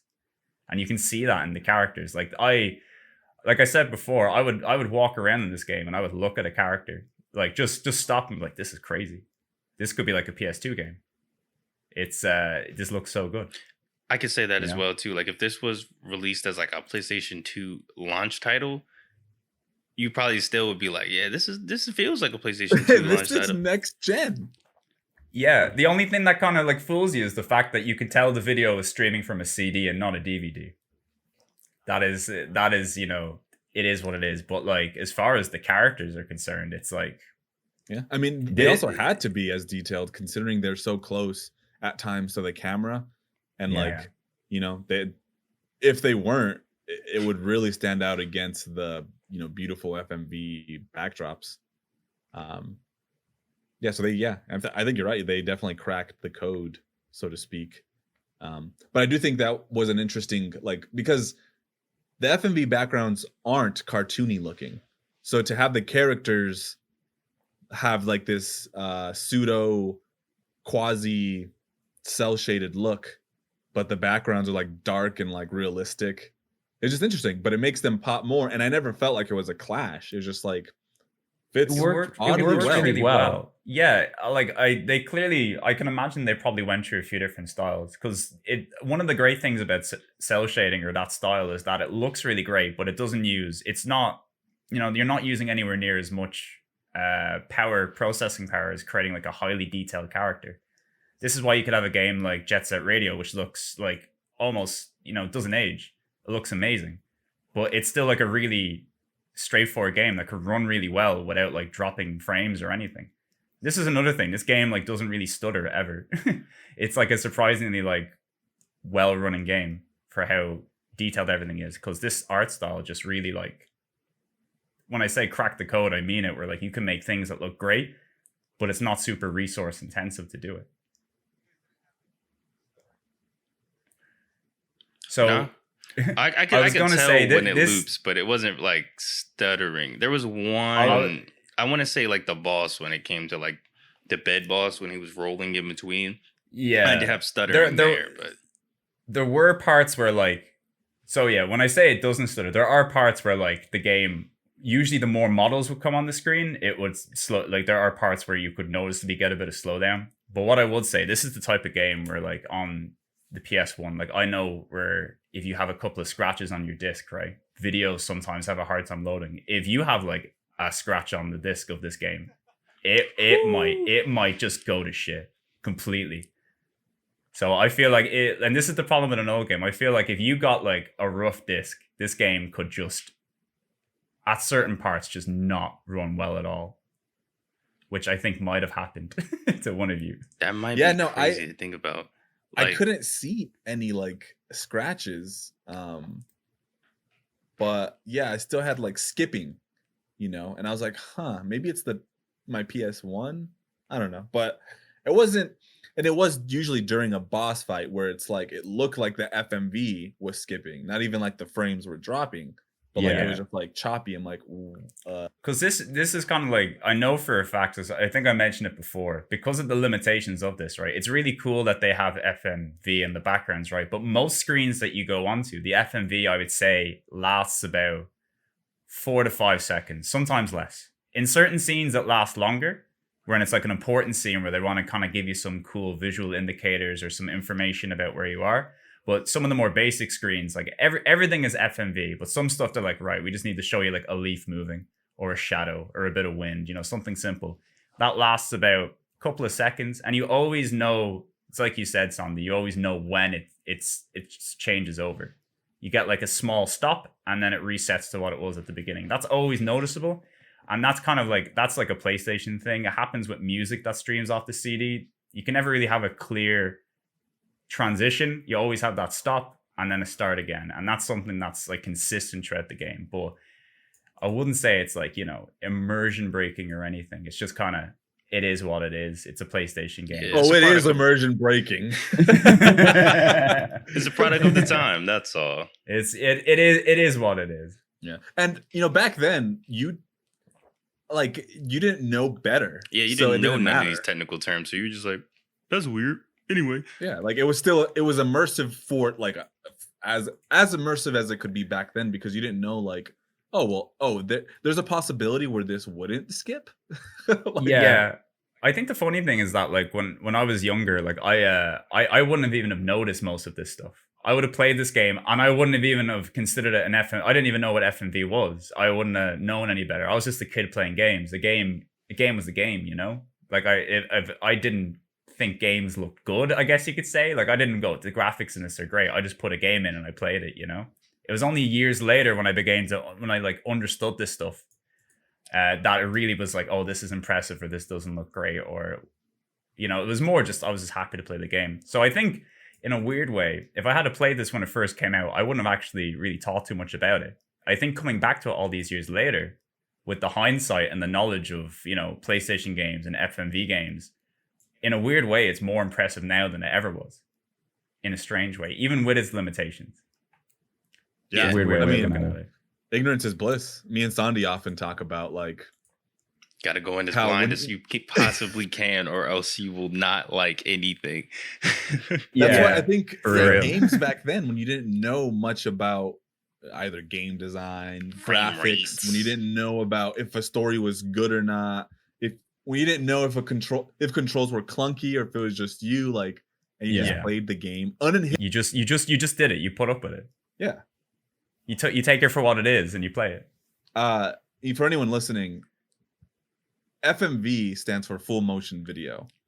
So you don't want to take that for granted, because I've always heard of it and I was like, wait, what does FMV stand for again? So I had to look that up just so anyone listening is not like, what the fuck is an FMV? Bro, I was explaining this to my wife and I was like, yeah, this whole game's FMVs, and she was like, yeah, what's it? I was the same thing. I was like, I'm playing this game, right? And the whole game, it's video and you're playing on the video. And she's like, what do you mean? There's a video game, right? That's crazy, right? She's like, yeah, but it's a game, right? It's like, no, but this is video. It's different. It's like imagine playing on a VHS is weird. I don't know. I explained it very poorly, but like this is the thing, because like I love like all old consoles, and I remember for years I would get obsessed with like the Sega CD, like stuff that I never heard about before. Like I didn't know the Sega CD was a thing, and when I started looking at all the games on them, like half the games are FMV, I was like, wow, can't believe they make games like this. And they're not good. But I love that stuff. You ever see like Mad Dog McCree or like Crime Force, where you're just shooting a video of people and like actors are like going, and falling down. I'm like, that's amazing. That's so funny. It's like the best thing I've ever seen. I'm like, I want to play games like this all the time. They're never good, but it's just that's what they did. Yeah, because Mortal Kombat is technically FMVs. Yeah, yeah. Which is ugly. I've always thought it was ugly as fuck. But that was the big thing for a while. Yeah, that like once Mortal Kombat came out, like people, when we got CD-based technology, people didn't think it was going to be like polygonal 3D. They thought like you're going to be able to play videos. You're going to be able to like play a movie.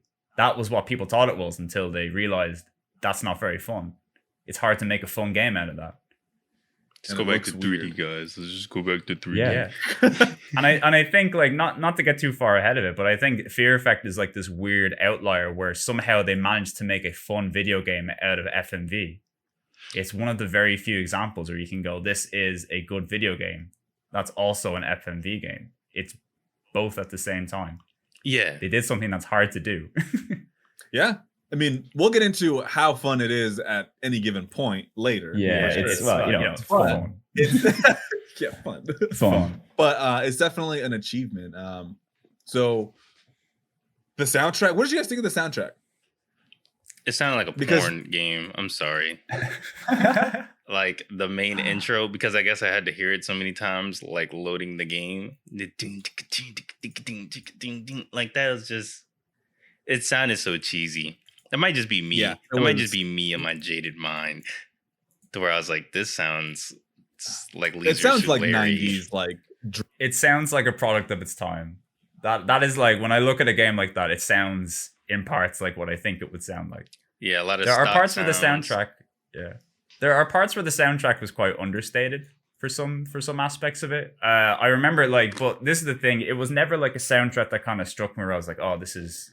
It was always music that kind of suited the scene or fit the mood. You know, I think it complemented what was happening on the screen quite well. It doesn't necessarily take away from the game, but it also, like, you know, like I could hear music from the game and I could go, that's Fear Effect music, but like I wouldn't say it's necessarily like, you know, it's not going to go on any playlists that I have for video game music. It's good cinematic music that suits the game. Like when Yeah, it's like, it's not- atmospheric is when it's at its best. Like when it's just right. like, especially a lot of the disc 4 background noise, that was like the 4 fear is the in highlight. highlights. Yeah. For sure. Four is when it really peaks. And especially, I think, like, without getting too far ahead of it, like during the end battle or the last boss that is in that game, that's the first point where I thought, this is really good. I really love this music. I really love what they're going for here. You know, like, I've always thought it was good, but that was the first time where I was like, this is like intense. It's really good. It's really cool. Yeah, I mean, it was very understated for sure, and it definitely amplified any of those quieter moments, you know, with like the atmospheric synths and stuff. Yeah, I don't know. I thought it was a bit strange, some of the sounds they used, the Chinese talking drums and other things like that they kind of put in there. It wasn't, none of it like really stood out to me. But I do, in these types of like adventure games, I do like the silence. I've told Solly this before, but like sometimes like just give me the like it's just me and the hallway in the room. Like I don't need like a blaring soundtrack. Just like let me hear the footsteps, they sync, the TV playing in the background, or maybe people talking. Like like the brothel when you could hear the people in the restaurant. I guess. Wait, was it a restaurant? Yeah. So yeah, it was like a restaurant downstairs and the brothel upstairs. Yeah. So like being able to hear like the ambient sounds, really I think sets the tone because the soundtrack was very understated. So I think that was probably the best way to do that. But there was like the discs 4 music, you know, had to kind of be up and intense because it gets so fucking, it gets wild. It gets wild. Yeah, it's pretty crazy. So I played on a CRT, and I thought that would somehow improve the visual a little bit, but like, yeah, there was a lot of artifacting with the FMV that was like really noticeable still, which I was kind of surprised about. So that was kind of a shame. I was like, damn. So like you could even tell back then like that it was like it just looked very compressed. Yeah. It definitely was amplified when like playing with it upscale. I'm playing on a PlayStation 2 and then playing at a 480p with GSM and all this other jargon. like you could tell like, okay, the character model looks really good. And then the rest of the background, you're like a lot of times I would die because the FMV was so compressed that I didn't realize that I could walk to this section or do something because I'm like, oh yeah.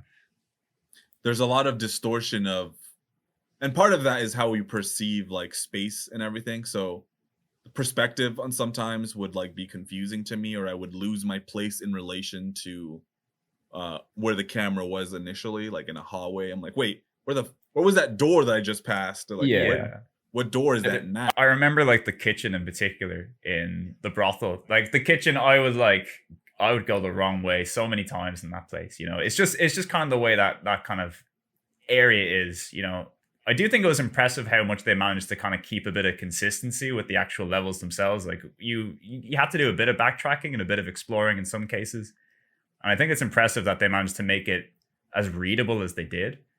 But you're always going to get like aspects like that where you're like, you run into one room and you're like, where am I? You turn around, you take somewhere back and you're like, what is happening? Where am I going? Yeah. It really makes me appreciate Silent Hill 1 because they have like the static cameras for certain rooms, but they also have a 3D camera. So it's this blend of like you get a good sense of space, and like if you enter a room or certain hallways, it still gives you like you kind of know you can map out where everything is at, you know. Yeah. But yeah, I mean, you're absolutely right to say that they did a good job. It's just more of like one of those things where it's like, damn, this video is so compressed, and then also it's switching at a view, and I'm like, wait, where the fuck am I now? Especially like when you're running. Yeah, especially. It's one of those things, like the PlayStation's never been good at streaming video. It's very rare, like any video that tends to be on the PlayStation, it's almost always like heavily compressed. So it's a ballsy move to make like a video like that where, you know, the entire background is video, because they have like other FMV games on there, right, where it's like entirely video. Like I don't know, you could see like the X-Files video game, that's just almost entirely video a lot of the time, and it doesn't look good. You know, but that was like a game that was ported over from the PC.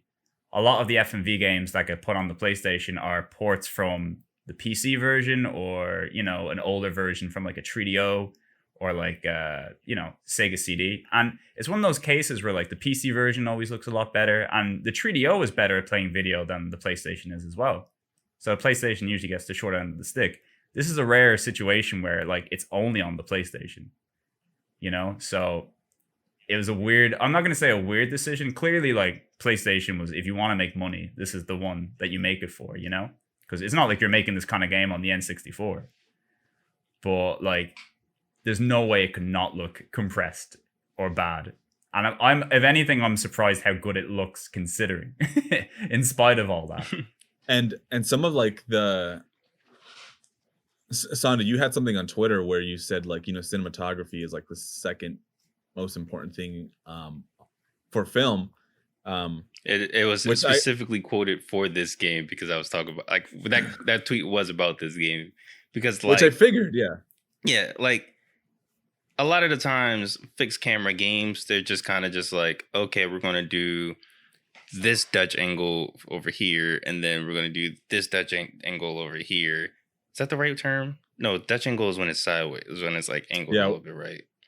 Yeah, well, that's kind of sort of what I'm trying to say, where it's like an angle of a hallway or an angle of a room. Like you'll normally pick a corner and it'll be like facing up or facing down. It's never like the way that the cinematography for all the FMVs was done was very appealing. Like it always kept you in the loop. Like sometimes you'll be right behind somebody. Sometimes it'll be right above, like a top-down view. Sometimes it'll be below and you'll have to walk over. Like the way, like it wasn't always the same what I'm used to when it comes to, especially all the Resident Evil games. It's just the same camera angle nonstop throughout the entire game, but it's just different rooms.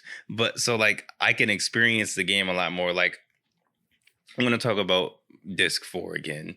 There's a lot of spaces in disc 4 where like disc 4 takes place in a very open area. But the way that the camera makes it look, it makes it look more claustrophobic and more depressing than it really. Well, it's literally hell. But what am I talking about? But like, it makes it feel more claustrophobic than it really is, because it's really a big open world. You can move in 15 different directions and have a whole new cutscene. But I mean, new scene. But it felt nice. And I don't know what the fuck I'm talking about. I'm sorry. Well, with cinematography is interesting because in film, it's the cinematographer works in tandem with the director for the frame that you're shooting to convey story, you know, to convey themes, to convey some sort of emotion, to exaggerate a specific portion of the film. And but mostly it's to serve the story. And, you know, a Dutch angle, by the way, is when it's shot at a slight angle, like some weird, like canted sort of, you know, not flat, like, you know, how our Discord is like perfectly. Yeah, Michael Bay loves them. But anyway, yeah, Michael Bay uses them a lot. Nonstop. That and shaky. So there's, if you watch the first Thor movie, that movie is just Thor, the Dutch angle. The Dutch angle. But with games, and like these, you know, fixed perspectives, those angles have to serve, I would imagine, the gameplay more than the story. you want it to be functional for you to be able to navigate. Now, that doesn't mean you have to forego any like stylistic choice to make the shot look cool, but I would imagine that you would want to like pick angles that make it readable to the player to make it more enjoyable, you know, because there's a lot of really cool shots. First one that comes to mind is on disc 1, and it's like layered. So on the side of the building, it's in Neo Hong Kong, and it's before you fight the final boss, and it has all the letters, right? So there's a couple purposes for that level. One, it just looks cool. It's a wide shot. You get a good view of the enemies and where you are in relation to them. And then the Chinese characters, or Cantonese, I don't know. I'm sorry, I don't know. It's Hong Kong, yeah. But they're actually important to. I mean, they're like a puzzle element. You're supposed to like read them, and they're like you input them in a puzzle later on. So there's like those two thematic elements of like the gameplay is important here because you need to be able to see these symbols so that you can proceed in the gameplay. So things like that are very clever. There's another shot in Neo Hong Kong where you're walking and there's like a neon light that's like looks really like nice, and it adds some lighting to the area, but it's essentially the sequence of wires that you're going to be using to disarm a bomb later on. So there's a lot of shots that I feel like function as like clues to the gamer, but also stylistically have weight to them. You know, and that's really cool. That's actually crazy. I never realized that until right now. The bomb. Really? Did you? I just trialed and errored the bomb. I also trialed and errored the bomb. This is the thing. There were many parts in this game, right, where like I would come across sections and like I would get to the puzzle, right? There are like, to be fair, right, with the puzzles, I understood a lot of them, right? I actually think the puzzles in this game, there are some aspects that are a bit kind of like, shit, how was I meant to figure this out? But there's loads where like I just clearly missed all these hints. It made me, as the game went on, I became way more aware of my surroundings. I became way more, like, if anything looked out there strange, you know, I would, like, pay attention to it and I'd take it in, you know? Like, because the first one that was, like, very clear was that one you mentioned with the letters. Because when you do the puzzle, you immediately go, how am I meant to know this? And then you walk out of that room and you immediately see them straight above you. And you're like, oh, this is the sequence I need to enter for this, right? And then I think the next one that was really like, okay, I like where this game is going with this, is when the TV, right? When you're in the brothel, there's like this girl on the TV dancing, right? With this weird music. And you're like, what is happening? This is really strange. And then you go to that's like, how you solve that puzzle too. You go a little bit later and you're doing like this music box and there's like a dancing character on it. And you do like shapes and stuff. And you're like, where have I seen this before? Oh yeah, the weird TV a few moments ago. So you go back in and you like look at the dance and you take it in and you memorize it. And you go back and you do it. And like everything like, and that like I wouldn't mind like that TV shot was like, I just thought it was really cool, really weird, really strange, really out there. You know, I thought it was just there for fun. And then to find out it was a puzzle, I was like, oh, I like this. I like this a lot. Yeah. What's interesting is that, so I mean, after that's interesting in and of itself, because disc 3 I used a guide, so I wasn't once I got to the train section, what was that train puzzle when you had to type in the 3 numbers? That's when I said, all right, I'm using the guide. But hold on. Yeah. Let's back up, because that gets into more of the gameplay thing, and I want to touch on something, and that is of those visual cues in games, because I only figured out the wire thing because my girlfriend pointed out that the flashing lights were the sequence for the tripwire bomb or whatever. Like I didn't figure that on my own. She's like, "Oh, that looks like this part of the other game," and of the other scene.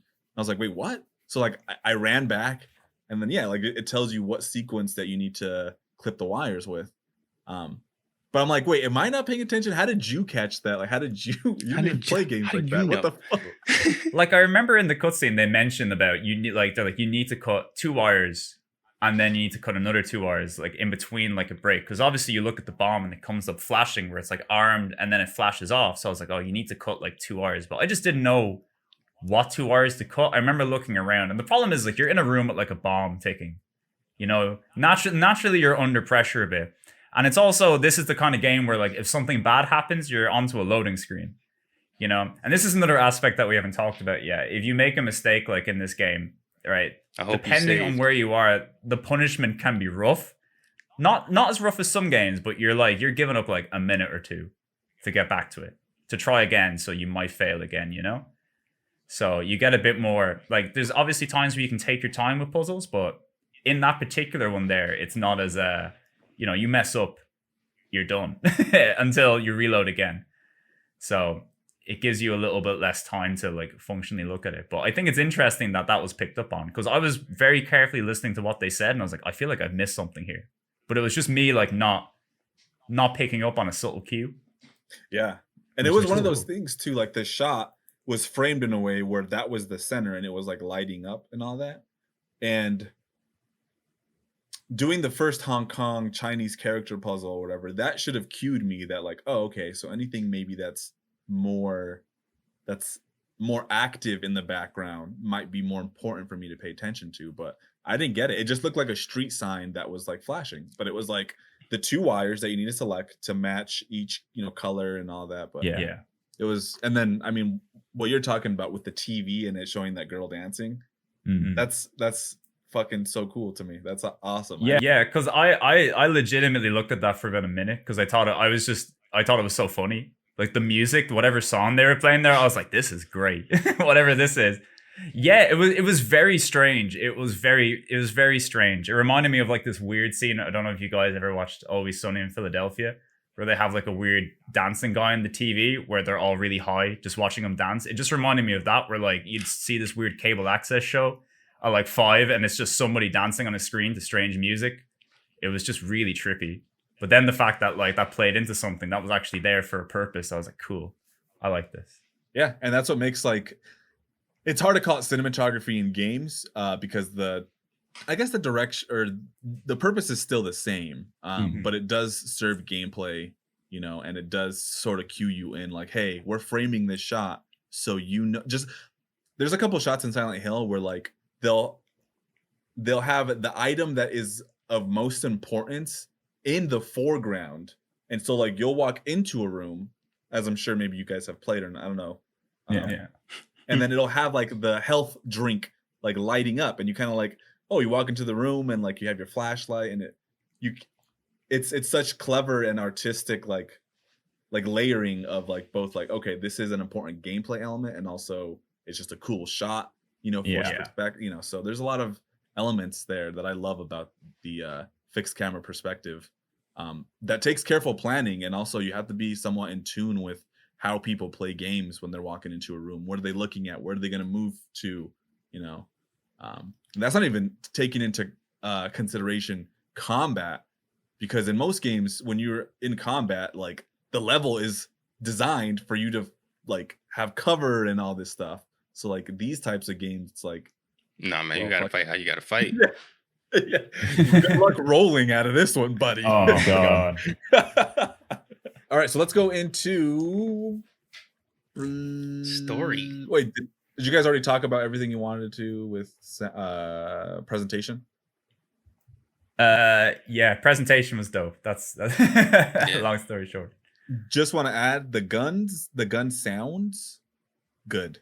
I thought like some of the sounds on the guns were like just like it felt good to shoot it. It didn't feel like a generic sound. Like it's. I think sound design overall, considering like there's not a huge variety of weapons in this game. Right. There's basically pistols, shotgun, and like varieties of machine gun. But like there felt like there was weight to the guns. I like the kind of pop of the pistols. I felt like if you use the assault rifle, the assault rifle is like the best gun in the game, right? If you could kill a lot of people with the assault rifle, but you feel powerful using that. And then if you're playing as a Deke with like his two hand shotguns, which is my personal favorite weapon. I don't know if it's like the most effective weapon, but I just like that this guy just has 2 little shotguns that he carries around. Because why not? He's an Australian. It's you know, it's their thing. What did you think, Sandy? I was actually going to disagree with you on the sound, but then I did remember that there was shell casing noises and stuff when you like drop, and I was like, nah, yeah. Did you play with headphones? No, I played it out loud on my TV. So Okay. a lot of the sound, Maybe- I wouldn't really be able to hear everything, more or less. Like once I go back, like adding gameplay over top of my face right now, boom, here you go. I'll probably be like, oh yeah, that does sound. Since I don't really have too much to say about this story, I guess We're gonna I'll skip just it. kinda It's like, say- nah. we're gonna skip it. So fuck you guys.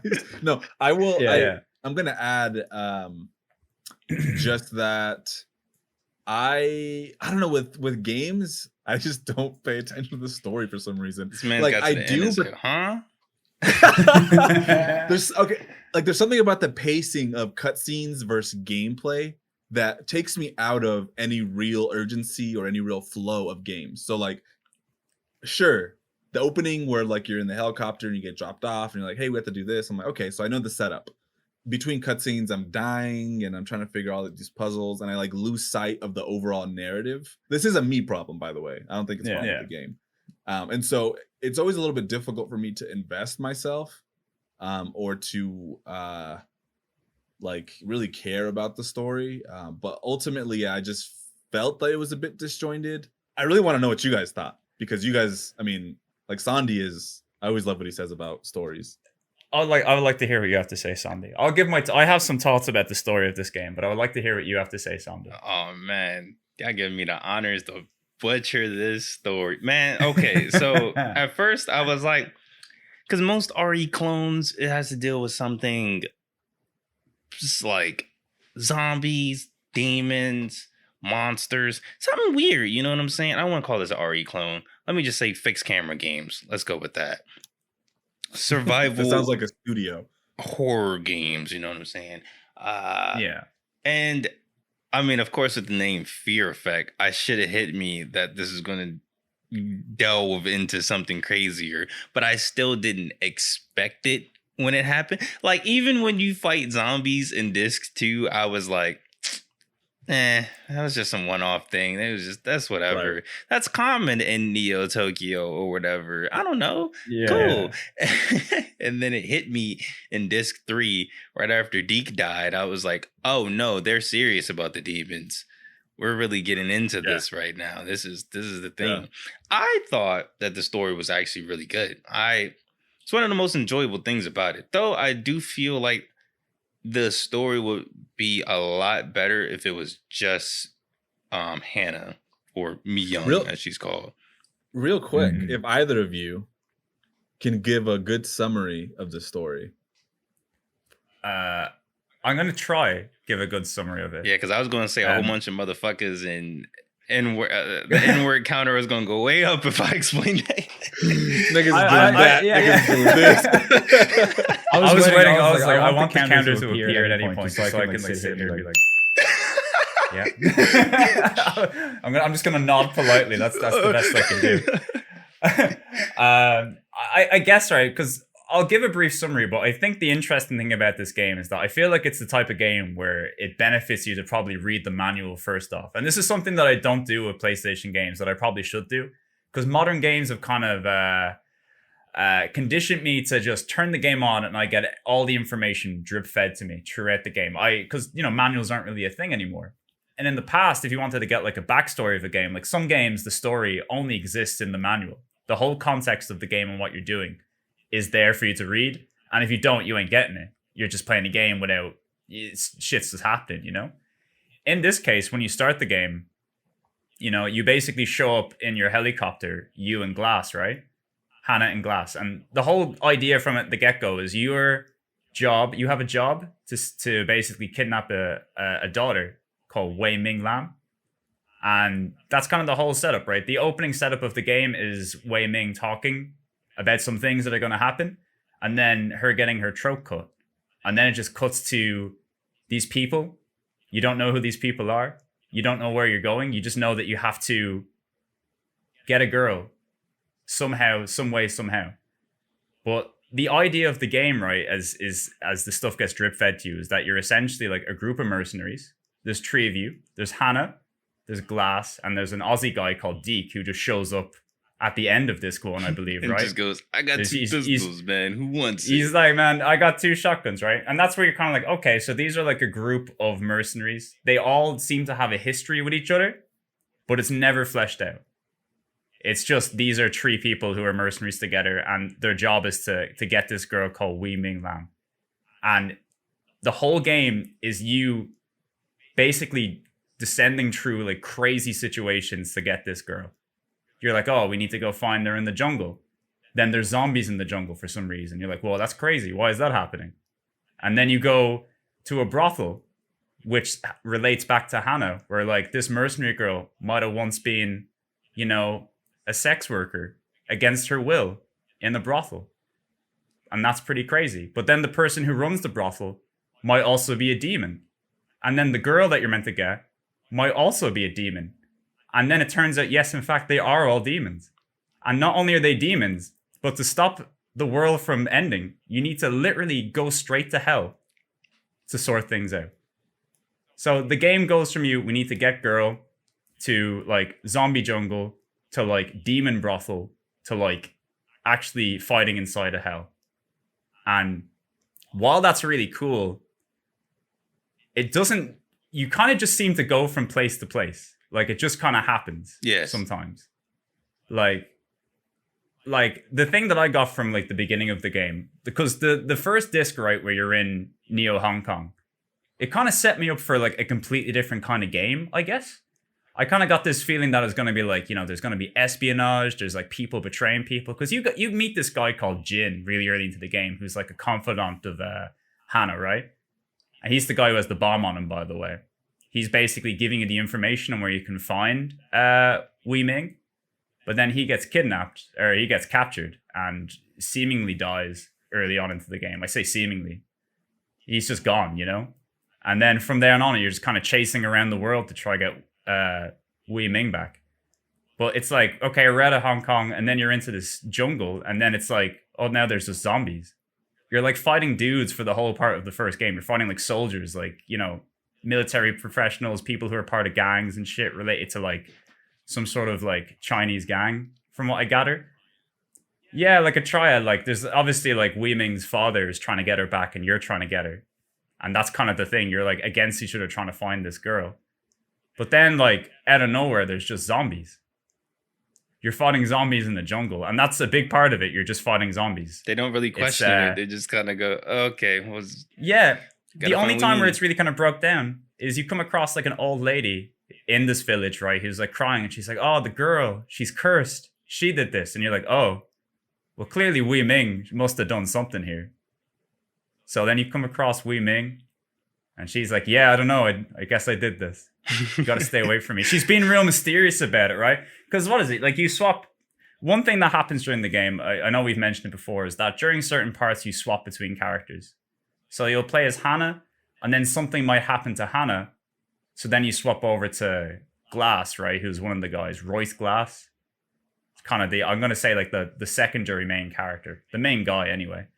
So then you could swap over to Royce Glass, and he'll get like a different perspective of something that's happening around the same time.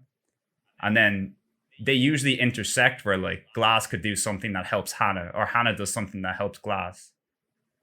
But like you get these scenes with Glass where like he's following Wei Ming and she's being real cryptic. She's like, oh, bad things are happening, or this is happening, or whatever. It's like, what are you talking about, Wei Ming? What's happening? Then she just magically appears in the car, and she's like, you need to drive. Yeah. And he's like, yeah, it's like, all right, this girl, like something is up with this girl, you know? That's kind of the way it works out. And then it gets more confusing. She keeps doing creepy shit. It gets way more confusing because like maybe Hannah is a demon. Maybe Hannah's a part of this, or maybe she was touched by because what I was getting from the final boss, from what he was saying, was that like she was immune to everything because she was given like touched by the blood or something of like that of a demon or something from the jump. So she was like immune to it, but then they were trying to imply that she was the daughter of a demon this whole time, which was like with the brothel. Seemingly they were, from what I gather, is they were trying to like groom Hannah over years. Like, because the backstory, like there's not really a lot of backstory on these characters, right? The only character that really gets backstory in this game is Hannah, really. Like Hannah is very clearly the main character of this game.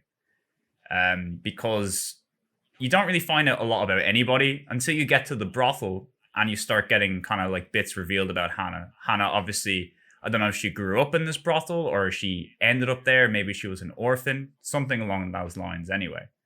And she seemingly managed to escape. Like, she has a different name. I can't recall what her actual name is. Like Me Young, but like Hannah, yeah. But Hannah is like what she renamed herself when she escaped and kind of became a mercenary, which is what she is now.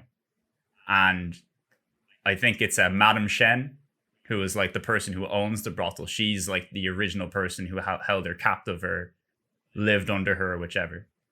So she escapes from that. But like, seemingly Madame Shen and, you know, all these people, they all like remember the history of this character. Like, they're all interlinked and intertwined in such a way. So everything that's happening here, they're like, we want, like, the plan was always seemingly to have Hannah be the person to protect Wei Ming or like carry Wei Ming into being like some sort of ultimate demon girl, from what I gather. So strange. That's the way that they implied it. Like, a lot of this stuff only gets fleshed out by about disc 3, and then disc 4 is when, especially towards the end, they start revealing a lot of these things. A lot of twists in this game happen very quickly. And I'm not going to say seemingly out of nowhere, but like out of nowhere. Like, I audibly screamed when like Deke died at the end of disc 3 and they cut off like, because it was like back to back that they cut off Glass's arm. I'm like, yo, and then they just killed Deke. Yeah, they very quickly like kill people in this game, like, because you don't really get, like, the thing with Glass and Deke, right? I like both of those characters quite a lot. I like Deke especially. Deke, like, it's not like any of the characters are necessarily comic relief, but Deke is very much like the funny guy. Yeah, I would say he's like the most likable of the trio. He's the funny guy. Yeah, he just goes with the flow. Like, he's like, whatever, fighting demons. He goes with the flow. Cool. But like, you're playing through the game as these guys, and like, you do a thing and you go into a room, you're like, you're progressing normally, and they're like, oh, dead. Just straight up like brutally murdered. And then not too long after that, like, you're doing something with Glass. I think you beat the boss under the bed, which is like one of the hardest bosses in the game, which is just literally a guy who hides under a bed and shoots at you. That's a boss. The hardest boss in the game, maybe. You beat that guy and you're like, wow, that was a hard boss. And then you go into a room and his arm straight up gets like severed off by a sword, and it's like it's not just, like, you see scenes in like movies and stuff where people got like body parts cut off. Like, Glass is like selling this stuff big time. He's like, oh, screaming. He's like it is a really good, like, it's a more accurate portrayal of somebody losing an arm than I've seen in many video games. I'll put it that way. And they don't end there. Like, they put him down into like a freezer. They put him up on like a butcher hook and leave him hanging there. Like, they could kill this guy, but they want him to suffer. Like, these guys are evil, you know? And then which is a mistake, obviously. They killed Deke, and then they like had him shanked in through the heart and then threw him off the roof onto a spike. Yeah. I'm like, why? Like Hannah comes in, right? So this is where she like comes into like Madame Chen's room, right? So she comes into Madame Chen's room and she's like, oh my God, we have history together. And immediately she's like, look at your friend who I've pierced through the heart. This guy is very dead. And not only does she kind of have to react to that whole thing, Madame Chen straight up, like you said, throws him out a window. And like, he falls through like loads of glass, like hits his head off a spike, like it impales through his eye, right? Yeah, like, like rips like they show like zoom in on it, like ripping his entire like side of his face, like his brain comes out, like it's like it is gruesome, you know? Like the guy's already dead. they double killed him, you know, just to make a point. And then you get the hell and everything like is just so I don't want to say confusing, but it's just so much crazier because like the intro cutscene, like when I first started the game and I'm like, okay, this random girl just got her throat slit, what the fuck? And then you find out that Glass was the one that slit her throat because he's like, look, we're in hell, I'm missing an arm, Deke is dead, forget her, just kill her. A lot of the story kind of boils down to, I actually quite like how the characters reacted in these scenes, because Hannah is straight up like, you know, when like the portal to hell opens, let's say, like the ground opens up and there's like a stairway they can walk down to hell. And Hannah's like, do you know what? I've seen some shit today. I'm just gonna go. My friends have died. Fuck it, why not? Like, I'm not gonna, like, if that sort of shit happens and you're already like, right, I'm probably gonna die anyway, the world might end, apparently, I would be like, yeah, okay, I'll go to hell. Why not? Let's do it. You know? And it's the same thing when like I feel like Glass's whole character arc is he's really pissed off his arm got cut off. And he's just really wants to make somebody pay for that. I feel like that's his whole character arc. Like, the dude somehow Glass survives. He gets off at this butcher hook anyway. And he like wanders down into hell, not to like do anything, but he just wants to kill somebody because like somebody cut off his arm. That's literally it. Like when he finds people, he's like, yeah, we need to stop Wei Ming from destroying the world. He's like, no, this bitch fucked up my arm. Her dad cut off my arm. I need to kill her. Like he's just mad about it, you know? And like it's feet for Oh, him. he it's wasn't trying understandable. to avenge Deke. Nah, well, technically, maybe he was trying to avenge that was- Deke, but it was He more or does- less he- a he fact does, of yeah. I've gone through all this shit. I've killed zombies. I've killed hundreds of dudes. Gone through hell and back, literally. Where's my money and my arm? Yeah, Hannah is very much like, we need to stop. Like, we've gone to this point. We need to make sure that like the prophecy doesn't come true where the world ends. You know, we've gone through all this stuff where like Glass is like, my friends have been killed and my arm's been cut off. I'm just really mad, you know? Which is kind of But, funny like- because of the endings for this game. Like the normal endings is just kind of just like, okay, we did defeat them and then we just, okay, whatever. But then the hard ending, somehow Deke's revived. Somehow he gets his arm back and he's like, oh, everything's back to normal. We killed the king of hell. Let's get the one.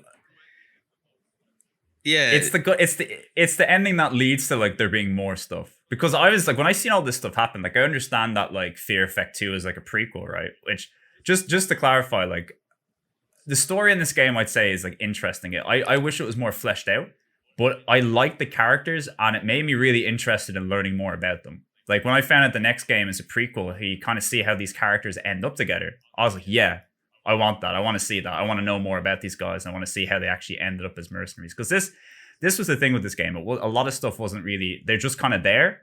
They're just hanging out together and they have missions. And then the story is kind of like you go from point A to point B. But I don't really know a whole lot about all these characters and their motivations and what they're doing. But that's when I played the game and I seen them like people dying and stuff. Like Deke is dead. Glass has his arm cut off. And when you play like the normal endings, like when you... So just to clarify, when you beat the game on hard, you get the true ending. But if you beat it on normal, you can essentially get one of two different endings, which I guess are both like, in a way, bad endings, but good. They're not great. They're not ideal. There's 5 endings total in this game. There's 2 bad endings, 2 okay endings, and there's like 1 true ending. The bad endings are if you die during the final boss fight, they give you a unique cutscene where they show like bad stuff happening. Like in an interesting one, like for example, if Hannah dies during the final boss fight, Hannah actually doesn't die. They then show her kind of being like going with Wei Ming and like helping her kind of bring apart the end of the world. Like she's just like, okay, I'm gonna help the end of the world happen. So like she doesn't die, but like obviously you get a game over immediately after it. But she's that's gonna just die, how it ends. eventually afterwards. Yeah. Yeah. And then you get a similar one with Glass as well if he dies, which isn't as dramatic, but it's like another bad ending where Glass just kind of gets fucked up. And lots of people are having a good time. All the bad guys are celebrating and stuff. I think that's interesting where they kind of keep like an ending. Like it's an insignificant ending, but if you die during a boss battle, they give you like a whole different ending, which is like kind of bringing it back to the death scenes again. Every time you die in this game, you might get something cool. Yeah. That you could easily miss. And I thought that was the coolest part about the ending part. Like that's the one time I like when games have multiple endings and it's not tied to, I mean, other than the fact that you got to play this game on hard, but that's okay. But which might actually be quite hard. Yeah. But like, I like the fact that it's like a simple final choice where it's like, okay, this is the end. You're going to get one ending or this ending. It wasn't like you didn't pick up this key and go in this room on disc 2 in the middle of a village. And there's no like secret dog ending like Silent Hill. Yeah, exactly. You know, where it's like, yeah. I like that. I was actually surprised that they gave us 2 endings. I actually quite like that. I love the way they kind of cut to this like video scene where you have like, so whatever, I know it's probably, you know, spoilers, obviously. We've kind of gone through a lot of it by now, but there's like a bit where like the characters kind of reach an impasse with one another. They have like guns pointing at each other. Hannah wants to like save. She thinks Wei Ming can be saved. And Glass is like, no, we got to kill her. You know, they are both very angry at one another. And if you're playing the game on normal, depending on who you pick, you kill they straight up kill the other character. Yeah. You pick Hannah, Hannah's going to shoot Glass. If you pick Glass, Glass kills Hannah. And that in itself, you're like, oh shit. What the fuck?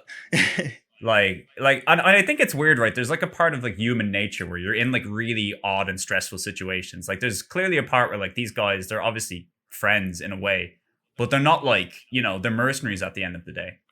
Yeah. Like they will, as they far will as do we shit. know, like we don't really know their past relationship of how far of a friendship, how long they've been together, how long. Like all we know is that like she's a mercenary, he's a mercenary, and they got a job together. Like, yeah. So it doesn't. They're in it to make money, Right. Yeah, and that kind of like shows itself at the end where like you pick a character, because I'm used to like games being like you pick a character and like they're like, oh shit, yeah, we'll go with what you want to do. That's what I thought was going to happen. I thought if you picked Hannah, Glass is going to put his gun down and be like, yeah, okay, let's do what you want to do, Hannah. But no, he's straight up, they both just kill each other, which is really cool. I like when they kind of take a swerve like that.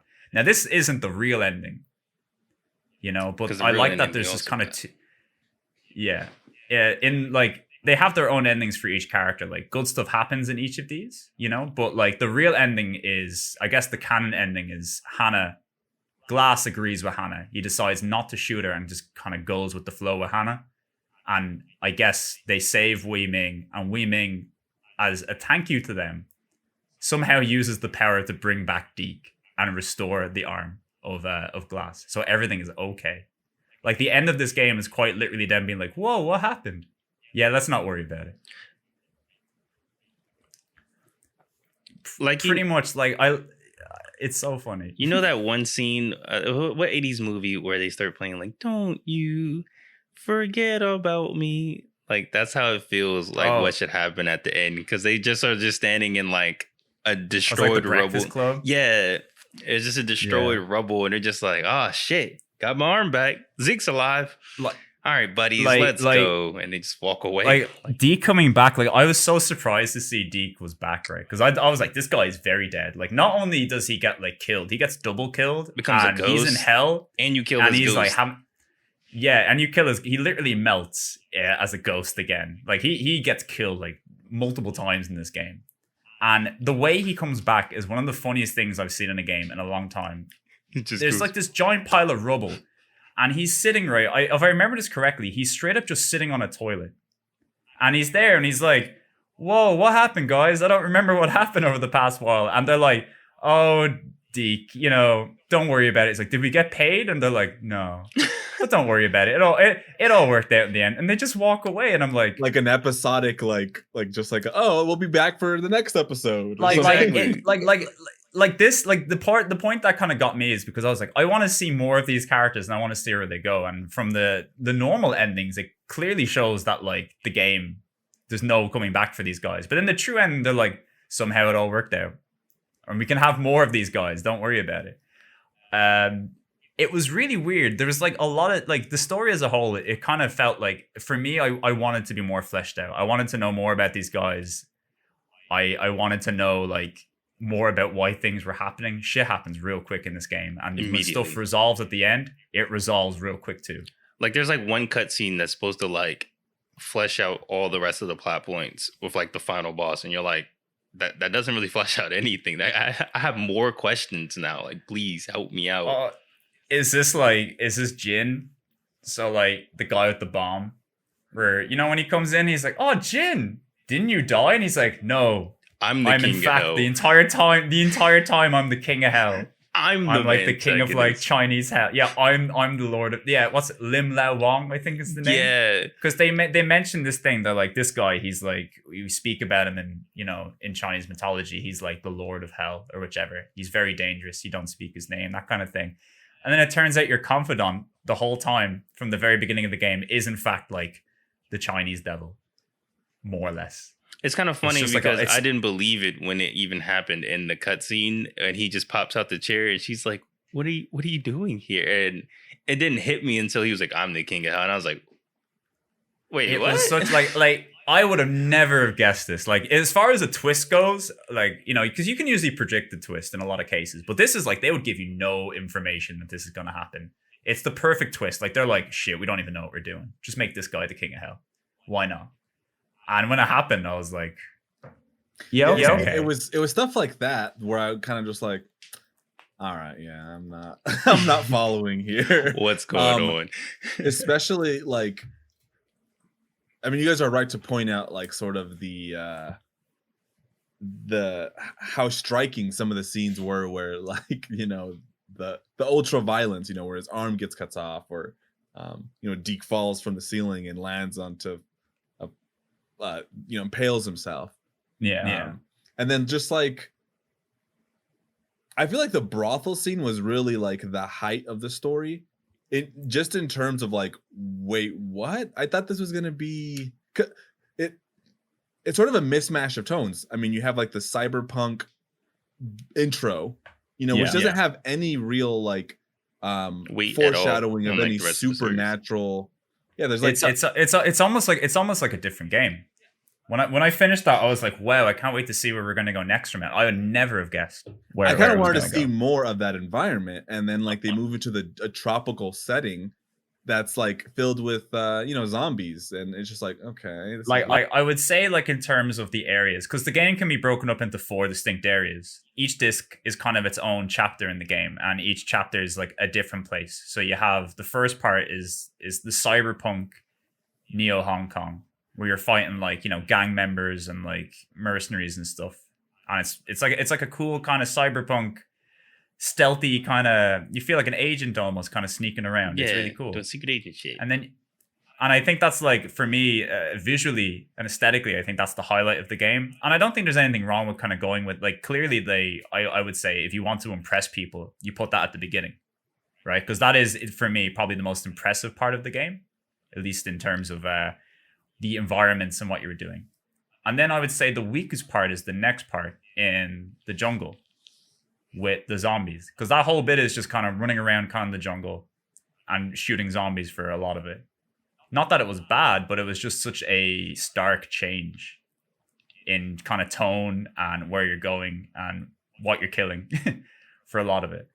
It was a bit different. I feel like if there was a zombie in the first disc, I probably would have been like, oh, okay. Yeah, that's what I'm saying. There's no foreshadowing to set that up. So once you put in that second disc and you're like in the jungle and there's zombies, I'm like, wait, was there any setup for this? Because they only talk about Wei Ming during the first disc, but you only kind of see Wei Ming from the second disc, and that's kind of when they start adding the whole kind of supernatural element with this character and how she may affect things, you know.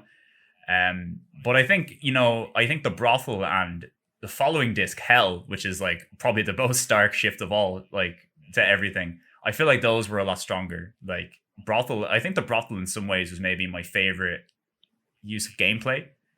It felt most like Resident Evil to me. It felt like it was the most kind of well thought out and designed area. Yes, in a lot of puzzles, but the puzzles actually like linked up together nicely.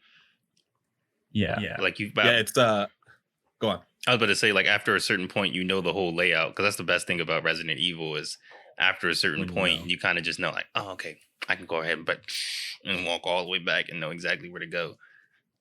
That's how the brothel. Yeah, the brothel is really sort of the pinnacle for sure of the 4 areas, both in terms of story, because it hits its climax here, and then, or at least one of the climaxes, and then yeah, just in terms of what Sandy's talking about, you get pretty familiar with the areas, and it's also some of the best shots too, like some of the best, I mean, like the TV scene you're talking about. There's the part where you're in the elevator, which I just thought that was kind of cool. I also thought that looked really cool. There's like some puzzles, like there's the bit with the chefs, which I thought was a bit of an awkward puzzle, but I still kind of liked. Like for me, I was like, how can you not see this? The chefs not see you. Remember, like, yes, yeah. And there's just like chefs like throwing stuff. I love the idea and the concept of it, and I thought it was really funny. It was like, in a way, I was like, how can you not see this person sneaking behind you? But I loved it in a way too. I thought it was really fun. Like the way the game does some of these puzzles, because a lot of the puzzles in this game, I'm not even going to say they're puzzles, are just kind of like timing when to run and when to walk on things.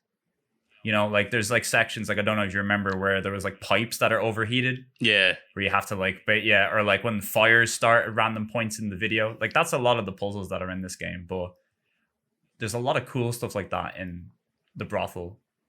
And like even one kind of cool thing, you know, when you're playing as Deke on the ceiling and the lights go over the... That was they like was the reflect second over the hardest puzzle panels. for me. I had to like sit there and like literally draw a grid and be like, okay, this one, and then I go this way. It took me back to the old days. Yeah. Like, because you have to watch it like multiple times. The light goes over it and you don't see anything. And then it goes over again. You're like, oh, some of them are cracked. But then the light shows different cracks. And then the next light shows different cracks. You have to like pay attention to like 4 different cycles of this to see the full puzzle. Oh, yeah. I didn't catch that. I used after, because, so it's interesting too, because it's like some of these levels, it's like you're going to have to die to figure it out. Oh, like, yeah. If you've never, and that's like when you're designing a game and you're like, okay, let's just have these people trial and error this puzzle until the point of frustration, because there's a lot of that, and I don't know if that's the best way to do a puzzle where it's like you have to die essentially. I don't inherently think that it's like bad. You know, I think the major issue with this is just how long it takes you to get back to trying it again. Yes. Like, this is, in a way, right, this is the kind of game where I would recommend. I actually think it would be better for a modern player to play this game on an emulator that uses save states. Because the problem is, like, I don't mind when, like, you know, because adventure games in particular are notorious for giving you these really obtuse puzzles, or like things where you have to keep doing trial and error to kind of die.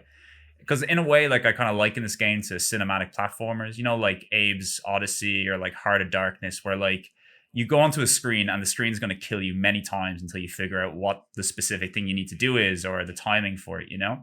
But the issue with a game like this, right? And this game isn't even the worst offender. There's some games I've played that are way worse than this. If you die, you get a game over screen. You gotta continue, and then you gotta wait for a load screen to come back in. The load screen's like maybe like 10, 20 seconds. And then you come back into the game, and you can't just save anywhere. The game gives you set points to save, right? You like can basically walk on a point, and then you can use a phone to save.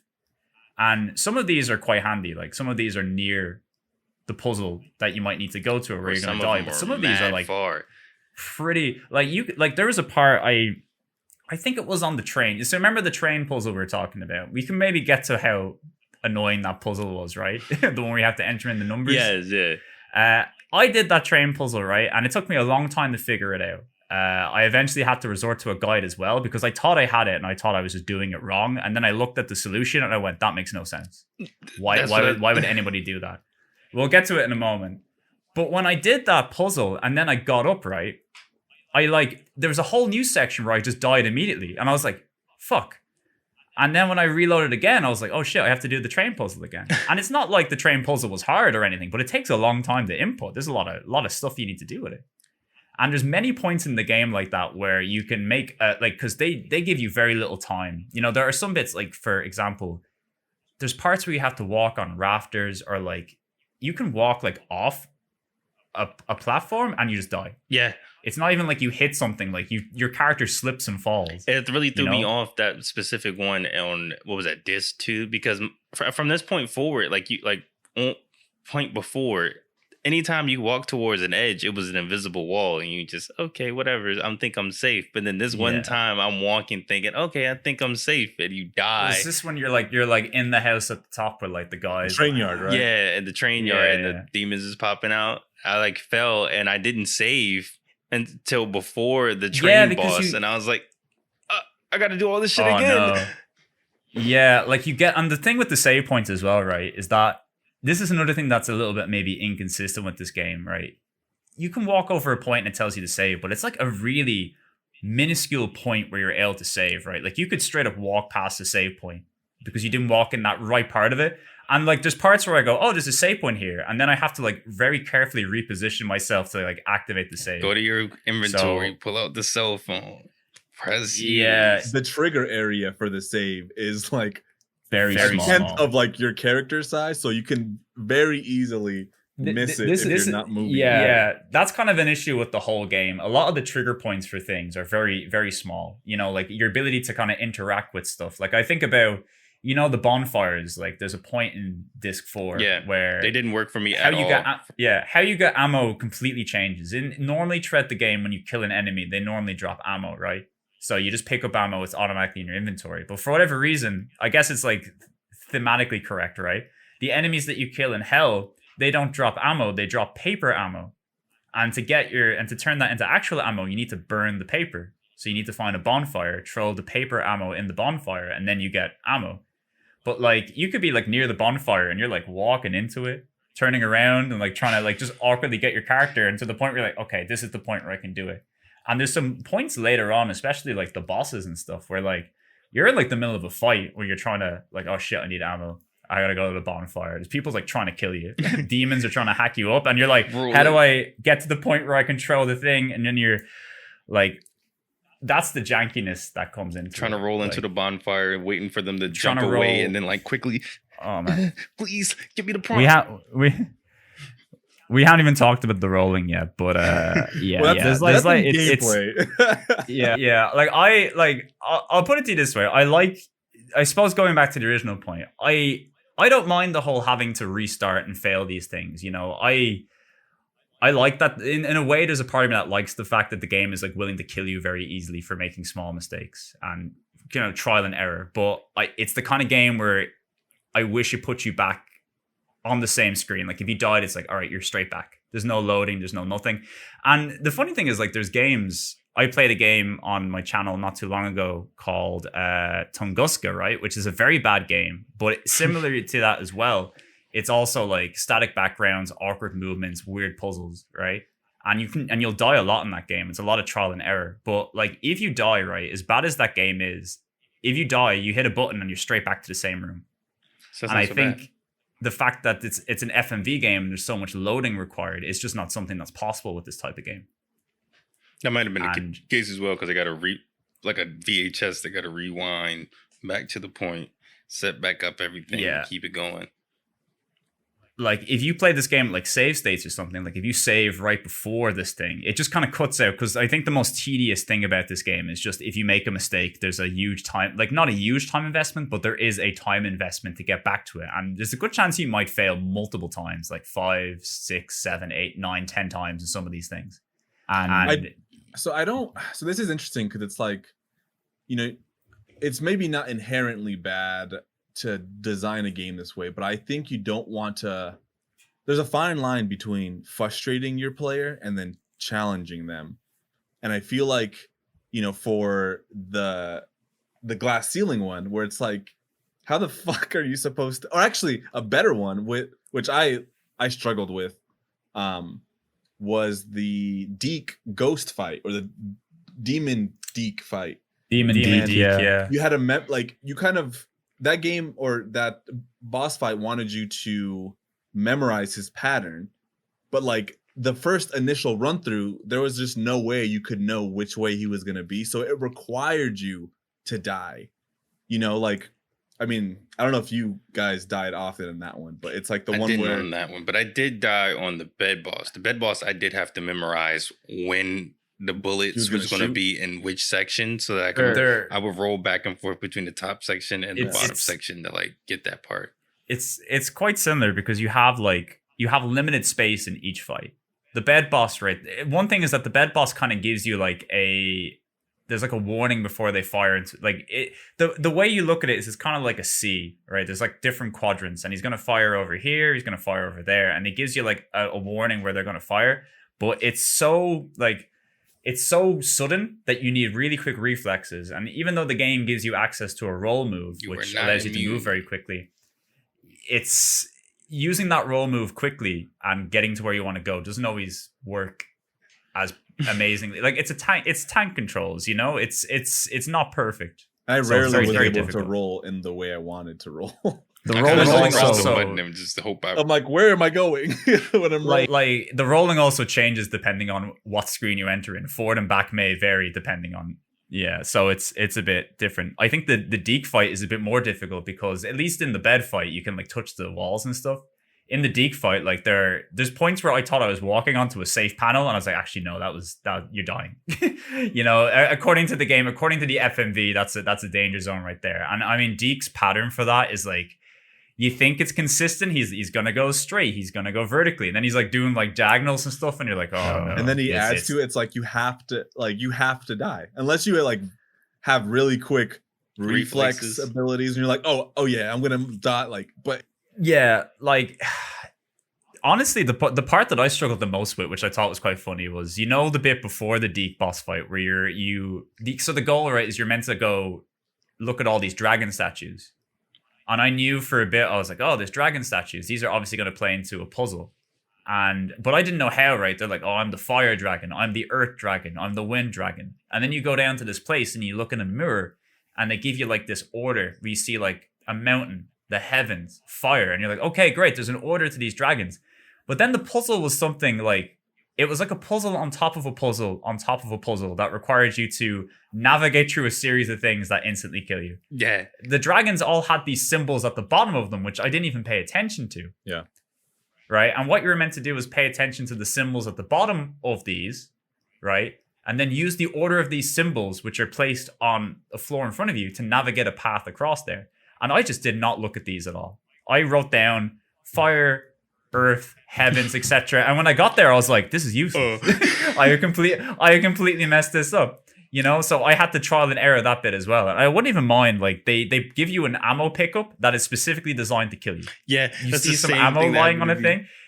It's a trap, and you're like, oh, sweet, ammo kills you. Like that is a jerk move game. But the devs were like, let's kill them as many times as we can. Like, we want them to see that game over screen. We work really hard on each game over screen.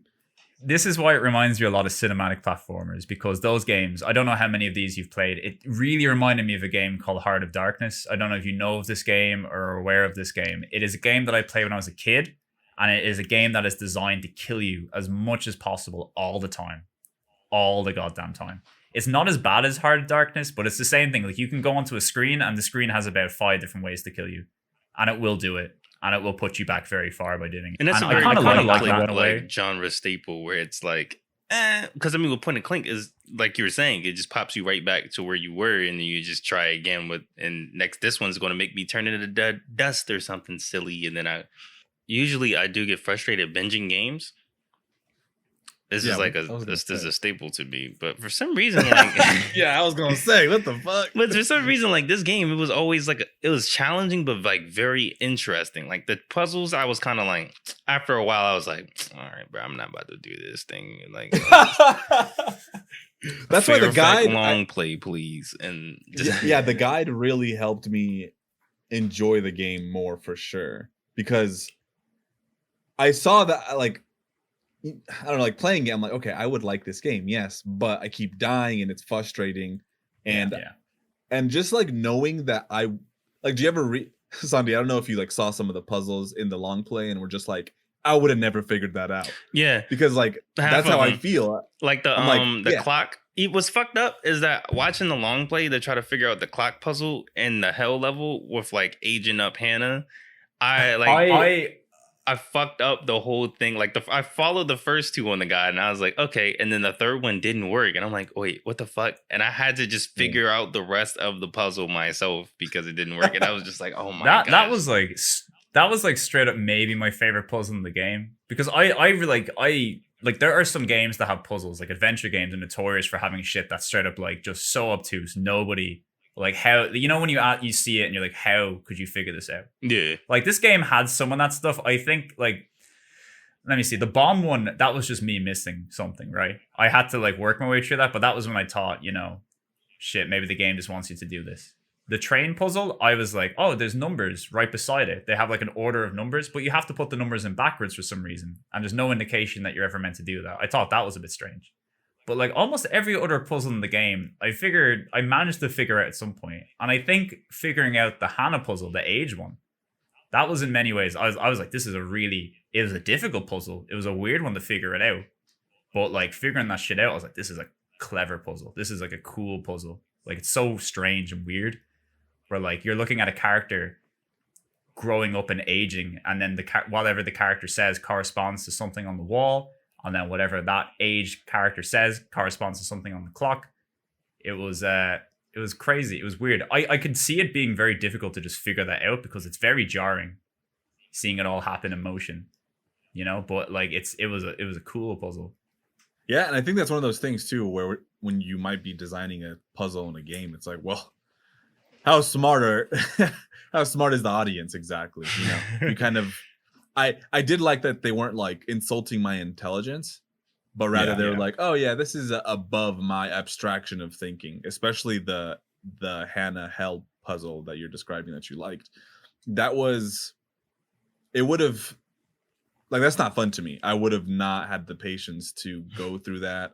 The dragon one, I think I could have figured out. But again, that's another one that probably would have took time because it's like, oh wait, I need to go back to write these down in the order. The train puzzle, fuck no. I was 3 hours, 2.5 hours. I was like, okay, so this letter, I wrote it down. I'm like, I don't. And then when I saw the puzzle, the answer still didn't make sense. It was like they had these numbers wrote right beside it. Like you could see, right, there was like 12 digits, I believe, right? And if you look at the thing that's beside it, you see a 12-digit number. It was like, you know, it's nine numbers, and then I had like 5 letters. Right, yeah. And you see that, and you're like, okay, that's clearly what it is. It has something to do with this. And your natural instinct, right? And the issue is that the numbers are in like a straight line, like it's just a single line of numbers. But then in the puzzle, you have to put in like it's in rows of 4. So you're like, do I have to put it down vertically? Do they go horizontally? What's the kind of order that I have to put it in? But the fact is that the puzzle, the answer is just the number backwards, which I don't know why it would ever, like, there's nothing to indicate that you should put the number in backwards. It just doesn't make any sense. It's just like, it's the kind of thing where like the only way you could get this is through trial and error. And I tried so many different variations of like putting the number forward. It was just very time wasting. It didn't seem like something where I'd be like, oh, okay. It was just like, why'd you do that? Why would you do that? Why are you wasting my time? Why would you do this to me? Sanda usually like will beat games before me, you know, so I always kind of have that in the back of my head, like I'm taking so long on this, and like Sandy's already beating the game. Yeah, so I'm like sweating bullets. I'm like, oh, man, and then it's funny. We were very on pace, like me and you. Like we were actually like neck and neck. And then out of nowhere, Sean's like, "Yeah, I beat the game," and I was like, "Oh shit, I should probably." I had to catch up with you guys. But also because I'm sure because you know, you play, Sean, you play these types of games more often. You maybe have I'm more of a gauge of like how far like. Yeah, I do feel like I'm kind of in like this zone or era. Like I play so many games from this era, I kind of have more of like a mind for what they're gonna behave like. In a way, you know, like there's a part of me that thought Fear Effect was actually going to play worse than it played. I was expecting it to be more difficult to play and more obtuse. You know, in many ways, I think it actually plays better than I expected it to. But it was the same way. Like when I did, like my videos are quite long, and I usually like to beat the games that I play. Like I don't really like talking about a game if I can't beat it, because I feel like I don't really have, you know, there's. I feel like if you want to talk about a game, you don't have to like complete it on every difficulty, but you should at least see it from start to finish if you can. Because there's parts at like the end of a game that might change my thoughts on the entire experience in some cases. So when I went into this one, I sat down and was like, okay, I get the feeling that this game might take about 3-4 hours. Like most PlayStation games take on average anywhere from about an hour to 4 hours to beat, which is pretty good. But that was it. I was like, I'm just going to beat a disc a day when I did that. And it went pretty smoothly for the most part. A lot of the places where I got stuck or wasted time is just dying and just reloading and coming back, you know? Having to redo but all like, your stuff. Yeah, like it was... At first I thought it was going to be worse because I like died against the first couple of enemies. And I was like, oh, is the combat in this game really bad? Or am I just really bad? And it turned out I was really bad. You get used to it. It's weird. I liked the combat a lot by the end of it. I got pretty good at it. I was going to say the same thing. Like the combat's like really weird because it locks on, but then it also doesn't lock on. But then you got to learn how to dual wield so you can kill multiple enemies. Like it's just tinkering around. When it works, it's really cool, and I actually thought it was really satisfying because I'm not like I quite. A part of me really likes tank control combat. Like I like Resident Evil combat. Like I'll play Resi 1 or I'll play like Silent Hill. And a lot of people say like, oh, that's bad controls. But I think it's just a different way of doing controls. Yeah. I think when it works quite well. And the key to this game is that you always got to keep an eye out for the little symbol that appears in the top right, the little lock-on symbol. Once you see that, you're good to go. There's parts where like I would aim my gun, and depending on where you're standing and what you're looking at, it just won't lock onto something because the game is like you're not meant to lock onto it from this angle. It's about understanding that. Yeah. And once I kind of understood that, and the fact that if you shoot most enemies, they get stun locked. you can kind of just have a good time with it. Damn, Zonda, you played with unlimited ammo. You fucking cheat. For the final disc, only because I had to go because the bonfire didn't work for me. Like I only worked for like the paper gate key and like the gate key and stuff, like the actual like quest items. But like doing like ammo or like making like the paper machine gun with like it just did not work at all for me. I like with glass. So it would be like there's multiple points with so I mean, like I was mentioning, any fire or torch that had like a green mist around it, you could exchange your ammo. It wasn't just a bonfire. Fucker. No, yeah, I'm hip. Yeah, I'm hip. And like it just wouldn't. Yeah, like fire just would not work for me at all. And I was like, all right, bro, fuck it. And like it got to because I always had like an extra save. Like my like fourth save file was always like the beginning of the disc, just in case. That's smart. I didn't do that. And then I would flip flop between save 1 and 2. So just in case I had to backtrack or if I ran out of ammo or some silly shit like that, I would be like, okay, I'll just load up this 2 because I don't have enough health and save 1 or something. Because this is a game where you can kind of like you can always get out of a situation, but you can really screw yourself over. I feel like I screwed myself over. Like I was having a pretty okay time like through disc 1 and disc 2, but I know I've mentioned this to you guys, and I know you kind of got to the same point. There was a point towards the end of this tree, specifically playing as Hannah, where either I seemingly used too much ammo, like I wasn't conservative enough on my ammo, or you can do like it's a pretty linear game for the most part. Like obviously you can go around and explore places, but there's not a ton to explore. But there clearly is like bonus stuff. If you go off the beaten path or explore every room, you can find extra weapons and extra ammo. And there's clearly a part in the third disc where you can get like a machine pistol for Hannah. It's like just like an Uzi basically. And I missed this. And throughout most of my playtime for the rest of the game with Hannah, I was just struggling on ammo throughout the entire rest of the game. Yeah. I'm like the amount of enemies, especially when the demons start to appear, like they throw a lot of enemies at you. And they don't die. I did not have enough ammo. I did not have enough ammo to deal with these guys. This is the point where like I kind of get from right.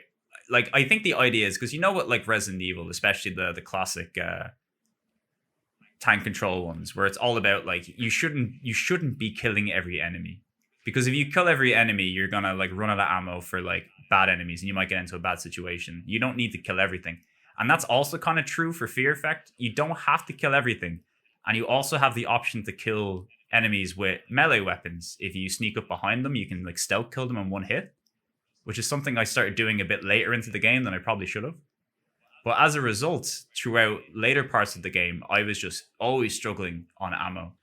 And it got to the point where more enemies were spawning than what I had ammo to kill them for.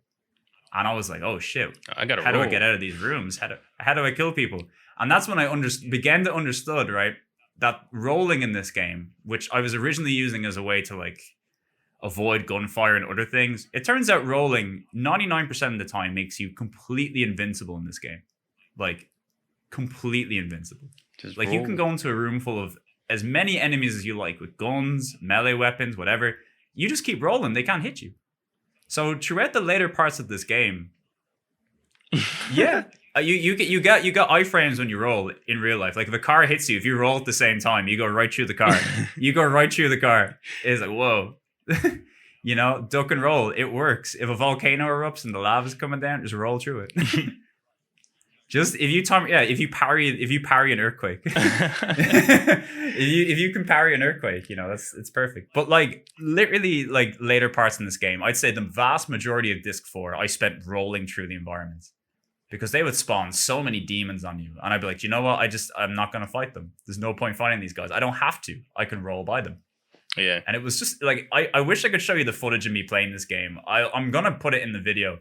But like it's just a woman rolling through hell. All of the fourth disc is just this girl rolling through her problems until she eventually kills the Lord of Hell. And then by rolling. Then there's also like at the end of disc 3, like when Hannah goes undercover, I didn't realize that we didn't have to kill everybody. Like if you were Hannah, you could just walk past them and just keep it moving. Oh right, yeah.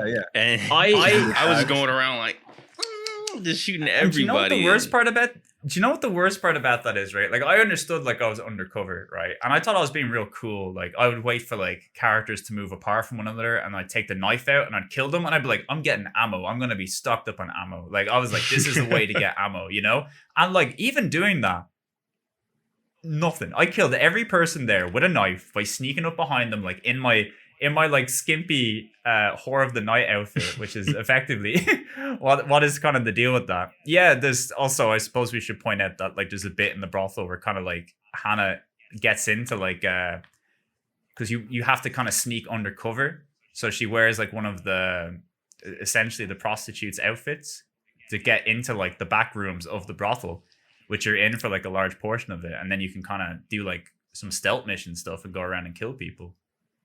But, like, I felt really cool doing that, because that was the first point where I was like, this is really stealthy. You're, like, crouching behind people, like, and doing all this cool stuff. And I was like, oh, I'm getting loads of ammo, because when you kill an enemy, they just drop ammo. Like, which is good. You need ammo. But even doing that, killing every single person did not get me enough ammo to, like, get out of this tree. And you still, because they spawn a lot of enemies at the end of this tree, let me tell you. They don't stop.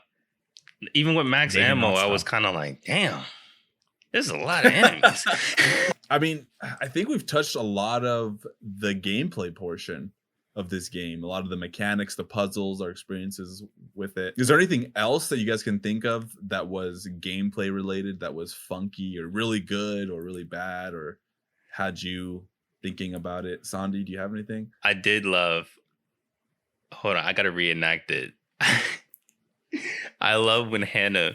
When you try to use like an item and you can't use it, Devin pointed it out. She was like, why did she say it like that? Where she's like, no. Oh my God. It feels very 2000. Like, no way. No. And then Glass is like, nope. I guess we didn't really talk about the voice acting now that we mentioned it, because there's a part of this where I think, right, there's times where I'm like, wow, the voice acting in this game is really good. Because, to be fair, voice acting in, like, games of that era were not great. You know, there's basically Metal Gear Solid and then everything else. You know? Like, that set a standard for, like, narrative storytelling using voice in a console game. And I think Fear Effect is, like, it's pretty good for its time. But, like, there's also some funky stuff in it, too. I think it's really good, but it's also like there's some odd moments, and especially like when you try to use an item where you're not meant to use it. it is very funny. I thought that was quite cool. My girlfriend also pointed it out. That's funny. She was like, she was laughing at it. I'm like, yeah, it's, what do you expect? You know, what do you want from this? What do you want? Could you do better? I thought Deke was fantastic throughout the game, though. I'm a sucker for an Australian accent. That guy is like straight up like great. Nonchalant Australian. Everything would happen, he would just be like, "Oh, I can't do it. Like, I don't want to do it. Like this is the thing. If I do an accent, it's 100% going to be like an over the top stereotype of it, and it will not be pleasant for people from that country to hear. But I will say that I love Deke's Australian. Like, I hear people do Irish accent. I'm like, that's straight up a leprechaun, man. That's not cool. Like, every time it's like, do an Irish accent, and it's either like, oh, a funky sounding Jamaican accent or a leprechaun. There's no two ways about it. It's always the way it works. Now that you say that, it is kind of hilarious how close a Jamaican and Irish accent is. There's a very fine line between the two of them. There is a very fine line. It is, yeah. I don't know if you ever seen the movie I Love You, Man. There's a bit where like Paul Rudd tries to do like an Irish accent or a Jamaican, and it's just straight up like an Irish accent instead of a Jamaican accent. It's very funny, but it does happen quite often. It is quite. I just think about that. Yeah, gameplay wise, I feel like now I was pretty satisfied, and I really don't feel like. I mean, we touched on a lot of it. I don't think I have anything else to add on that front. Yeah, like we covered puzzles. Bosses. Did we talk too much about the bosses in particular? Because there's some like, we talked about the bad guy, we talked about like the final boss. Like, I think the bosses are like a pretty cool aspect. Like, they don't last very long, but I think they're like pretty memorable parts of the game. Like, some are like really cool, some are very difficult, very frustrating. Some of them aren't. Some of them are full motion videos and not 3D objects like the rest of the enemies. Yeah, like you have to like shoot a part of the screen where like the video pops out. Like it's literally like you need to shoot at this moment in time. Like like the guy in the train. Yeah, we should probably we'll probably talk about it like properly. I love So that bosses. train, dude. I I'm trying to think of all the train, dude. bosses. Oh, the first one that kind of got me off a loop for a minute. Like the Yeah, the first very one was- first boss with the camera angle, it just threw me all off, and I was like, but I was still learning the game.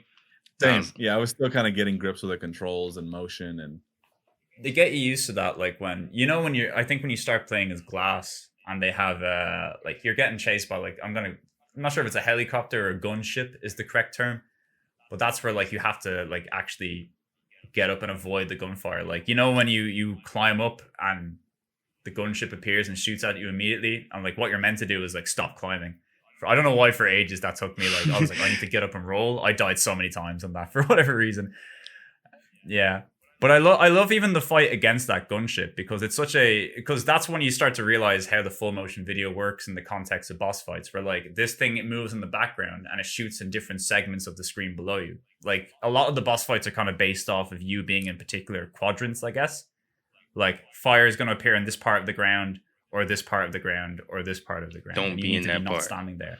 Yeah. Yeah. And in that case, you need to shoot like it's like a flag or something. Yeah. Like just something float that you shoot a flag and then the flag flies into the engine. And you just need to do it at a particular time. And I didn't realize You know? that you could walk to the other side of the screen Same. to do the I was other about part. to And I was mention sitting that. there like, what the fuck? Bro, I already shot the thing. Like, what am I supposed to do? And then it hit me Yeah, like, yeah. oh. This is Like, Which- what- like- yeah. And like when you walk to each side, like it's basically the video resetting. Like you can make like the video reset by walking, and that's another part where I began to understand how the FMV works with it.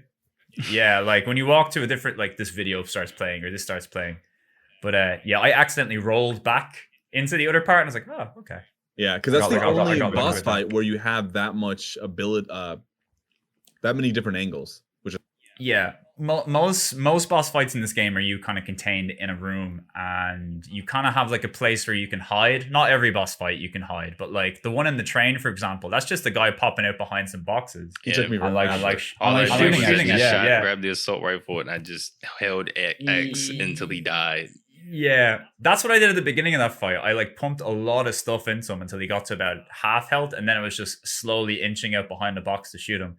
But you could also, but what was also weird is that you can like shoot at a bad angle. Like there's funny things that happen in fights where like if you shoot at the wrong angle, you just like shoot a thing that ends the fight immediately. You're like, oh, you accidentally shot an explosive box. I'm like, how? How did that work? I'm like, what happened there that I did it differently? It's like, okay.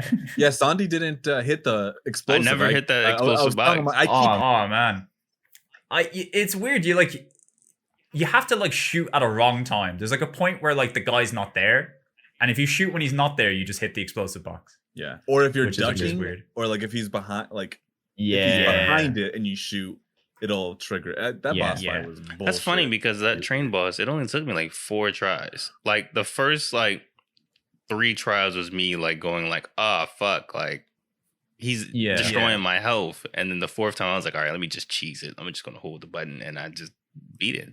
You can mostly cheese that guy if you have like the ammo and whatnot. Yeah. I think what I tried to do is I tried to do it properly, and by trying to do it properly, like you just gotta pop out very briefly and shoot him for a couple of seconds. But I would always mistime it. There's like some times where like I play a game and I'm just really bad at it. Like I could go from being pretty competent at playing a game. That boss fight, I was just really bad. I messed up many times of my own fruition, but like it's the same thing. Yeah, you have to be patient with that boss fight too. I realized that you can't just like I was getting really antsy and I wanted to fucking take him out with the assault, but if I shot for too long, then I would die. It might work. Like it worked here with Sandy, but like there are times where like you can cheese something one time and you can try the exact same thing and you might fail 10 times in a row. It's just if it works, it works. I'm trying to think of like the rest of the bosses. That's the sad part about this game, but they're kind of forgettable. Even the final boss, even though I just beat the game like 2 days ago, I like the brothel one. I like the scenario of just like being in the brothel house and then you go into that room and the guy's under the guy under the bed is kind of silly considering who else you fight, but like that's the worst boss. Hate him. Just horrible. It's just about as bad as Raditz and Budokai 1 having to like. No, I'm saying that the setup is cool. Yeah, because you have like the girl in the like, you can't shoot at any given time. she's freaking out the whole time, and you can't kill her. Like, you basically just gotta wait for this guy. Like, it's almost like a comedy thing. Like, the guy sticks his head out and he's like, what? And then you gotta shoot, you know? Like, that. It's a really funny idea. Like, I love the idea that it's like hardest boss in the game is man under bed. Like, that's really funny to me. Yeah, because beating the final boss, I was like, that's it? Huh. And then there's like Madam Chen was Madam Chen was like really easy. Like, the hardest part of Madam Chen is I forgot about Wei Ming in the back and she got killed. I don't know if that happened. Yeah, so if you ignore it, so Madam Chen, right, she's like basically behind fire. She doesn't do anything, right? The goal for this boss is that you're meant to kill a demon and the demons drop paper. Yeah, you kill the minions drop paper, put the paper in the fire, and that lets you shoot Madam Chen, right? Pretty straightforward. But if you ignore the demons, like, the demons run back and they can just instantly kill Wei Ming, which ends the fight. And that's like another thing that can happen. You get a cutscene of Wei Ming just getting like ganked and jumped on by a bunch of demons. It's like, oh, whoops. So that was probably the easiest boss, other than the fact that I just neglected that is a thing that could happen.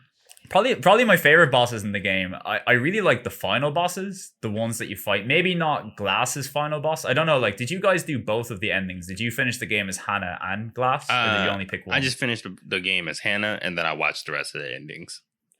Cool. I liked Hannah's last boss a lot. I thought it was like the most like cinematic, like in terms of like utilizing the FMV to make something like really cool. Like, at the end of the day, it was still just another boss fight where like stuff happens on the floor and you're not meant to be standing there when it happens. But See, that's I like the weird whole kind of like. That's what I was gonna say. Yeah. Was that like Hannah's final boss? That did not affect me at all. Like the floor. Like, it got it didn't damage you. Yeah, like I don't know if like the FMV was just fucked up, but like when I literally tried. I was like, I'm gonna just step on it and see if it kills me, and it just didn't kill me. I was like, this is weird. Man, between that and the bonfire, you must like. This is the thing. Like, stuff can go wrong with PS1 games on the disc where stuff just does not work as it's intended to. Yeah, that might have been the case with mine. A legit possibility. Like, that whole fight was just like, guys spawn, big enemy does like weird stuff to the floor, and then what I thought was quite funny is that you have to just pick up money for whatever reason. You pick up money and you burn money in the bonfire. Yeah, you burn money, and he's like, like, I don't know if it was like a metaphor or something. It's like, burn money and he gets real weak and you're able to shoot him. But like that was the point where it was the same gimmick as all the other boss fights, but I think it had the most interesting things going on from like a visual and mechanical standpoint. Like, it felt like a boss fight. It felt like a final boss. It wasn't too difficult, but it was cool. It was memorable. I like that. Well, yeah, Glass's, it was pretty easy. Well, Glass's final boss is just, you got to kill all the enemies, and when you kill all the enemies, you can shoot the big enemy, which wasn't as interesting, but you know, it was a boss fight. It was okay. I won't even know about. You know, I thought Glass was going to die after he. So, you know that one part where Glass is by the bonfire and he's shooting all of like the ghosts or whatever, and they like overwhelm him. I thought that was it for him. I was so confused as to like when he was back. I was like, wait, what? Yeah, it was a bit odd. You just got to kill 3 ghosts, and then they're like, oh, yeah, they're just, I don't know, like, yeah, Glass is just okay. Actually, that reminds me, can we talk about like, so you know when you get to the end of disc 4, right, where, so weirdly enough, right, the game kind of goes linearly. You go from disc 1 to disc 2 to disc 3 to disc 4, and then at the very end, like the final 5 minutes of the game is on disc 2 for some reason. Yeah. It's like, let's go back to disc 2. I got scared. The final room of the game, disc 2, the spinning room, I think that might be my favorite room visually in the entire game. That room with all of the like the Chinese characters in these like spinning things. It was just such a weird, yet visually, like, I really dug the aesthetic they went for with that. I was like, oh, that's really cool. Yeah. This is a cool looking room. I don't know what like it meant in the whole game or whichever, or how like it kind of factored into everything, but I just thought it was really cool looking. Yeah. There's something surreal about the entire game. For like, once you get into the village, there was something like really dreamlike after just after disc 2. I was like, what the fuck is this now? Because like so much of it felt like random or metaphorical, perhaps, or something. Yeah. I was like, what is going on here? I do not know. It's a very like It is a very like it is kind of the whole game is kind of a fever dream in a way. You know, I wasn't expecting the game to be as crazy as it turned out to be. And I think one of the reasons why I enjoyed it so much is how crazy the game turned out to be. I love games from this era because they'll just do crazy shit for the sake of it sometimes. Yeah, that's And what, what, and what yeah, and this game kind of seems like the type of game where they just do crazy shit for the sake of it. But I really like that it did that. I thought that kind of made the game way more interesting by the end of it. Did everything seem to make sense to me? Did I understand a lot of why it was happening? Not always. No. But like I was never not intrigued about every twist this game put in. I was like, oh, okay, sure, why not? Let's go with it. You know? Let's talk about real quick on why it's called Fear Effect and how that mechanic was so downplayed in the actual game. Bro, Yeah. I didn't even. So Fear hold on, let me Effect- grab mine. Yeah, so Fear Effect, it's called Fear Effect because of its main health meter, which doubles as a EKG meter. So when your character is scared or in a state of tension, your health meter starts to go rapid, and then if you're too scared, you can get killed in one shot. And you can also replenish health, which I didn't. So the game it seemingly like replenishes health at set points. It's called like a rush, right? You get like a rush. Yeah, That's what they call it. Like a rush moment, basically like a rush of adrenaline. Like the way that you heal in this game is you just get to a certain point and it's like you're healed. It's quite odd. I was reading that it's supposed to be like when you do more calm things, I guess. So basically, if you sneak killing enemies, doing well in gunfights, solving puzzles, and discovering needed items that will keep Hannah's confidence high. Yeah. So that's all factored into this, but I never felt any of that in the gameplay. There are parts like I felt like I did that stuff and like my health might go from like red to like orange, but like it's still low, like I don't feel like I can really like do things that make it increase. It's maybe it is there, but it's like you said, it's so downplayed. You wouldn't notice this naturally. Exactly, yeah. True gameplay. It's however it's conveyed, it is just not conveyed enough, I guess. Yeah, especially for it to be named after the game or vice versa. Because I wouldn't like, even though the game has like, I guess you could say like some monstrous enemies, I wouldn't necessarily call it a scary game. Like I guess you could maybe call the game a survival horror in some aspects, but like I wouldn't. That's putting it lightly. Yeah. Yeah, I don't think it's like I wouldn't call it a horror game or a scary game. I initially like years ago I thought it was. I thought it Fear Effect. I was like, it's a spooky game. It's not really. The only thing that was scary was Deke's death. That was the only scary thing. It has some like jarring and gory things. I would say it's a very adult game. Yeah. But I don't think like if you scare easy, like you're not gonna get jump scared or like like who. Well, I was kind of thinking like real hard about this because maybe now that we've seen so much more media and things like and truly scary games where like, oh yeah, this is not scary, but maybe back then some of those aspects of like going to hell or like Madam Chen turning into a demon and the whole brothel house turning into like some of the events that happen are sort of disturbing in just intrinsically. It is a lot more jarring, yeah, for sure. And it's pretty violent, and there are some sexy things that happen, I guess. But there is some like there's some teases. There's a whole you're playing as a woman. She's pretty sexy. Here's some like slow like reveals behind the wardrobe, behind the mirror kind of deals. It's throwing it up, taking a shower. Uh-oh. Yeah. It seems like they play that stuff up way more in the follow up to this game. But yeah, there's some jarring stuff in it for sure. Like it is more over it. Like there's some crazy stuff that you see in like early 3D games and PS1 games, especially like outside of the realms of standard horror. But for I think how popular this game and how mainstream it became, there's definitely some out there stuff in it for sure. Sandy and me usually have a question that we like to include, whether it's one central question or a couple of questions that we sort of like to toss back and forth. Sandy brought up Sandy, what was it that would this game still be as popular or still have a cult following in the modern era if it was released today? Like, would it still have a similar cult following? if it were made today, or which I think is interesting because I didn't know that this game even had a cult following. I've never heard anyone talk about it, never seen it in any videos, really. But it's got to if it's having. No, yeah, you're right. Canned reboot. What is it? Remake? Just instead of it being a video, if it was just straight. You could do straight up like you could use like real footage from places. You could actually do that, I think. And you can make it look, because you know the way like people look at a Resident Evil remake, right? Like a lot of people consider that like the high point in terms of at the time, you know, static images in the backgrounds. They're so high quality. Like I remember looking at that in the GameCube when it came out, and I was like, that is the best looking game I've ever seen, without a doubt.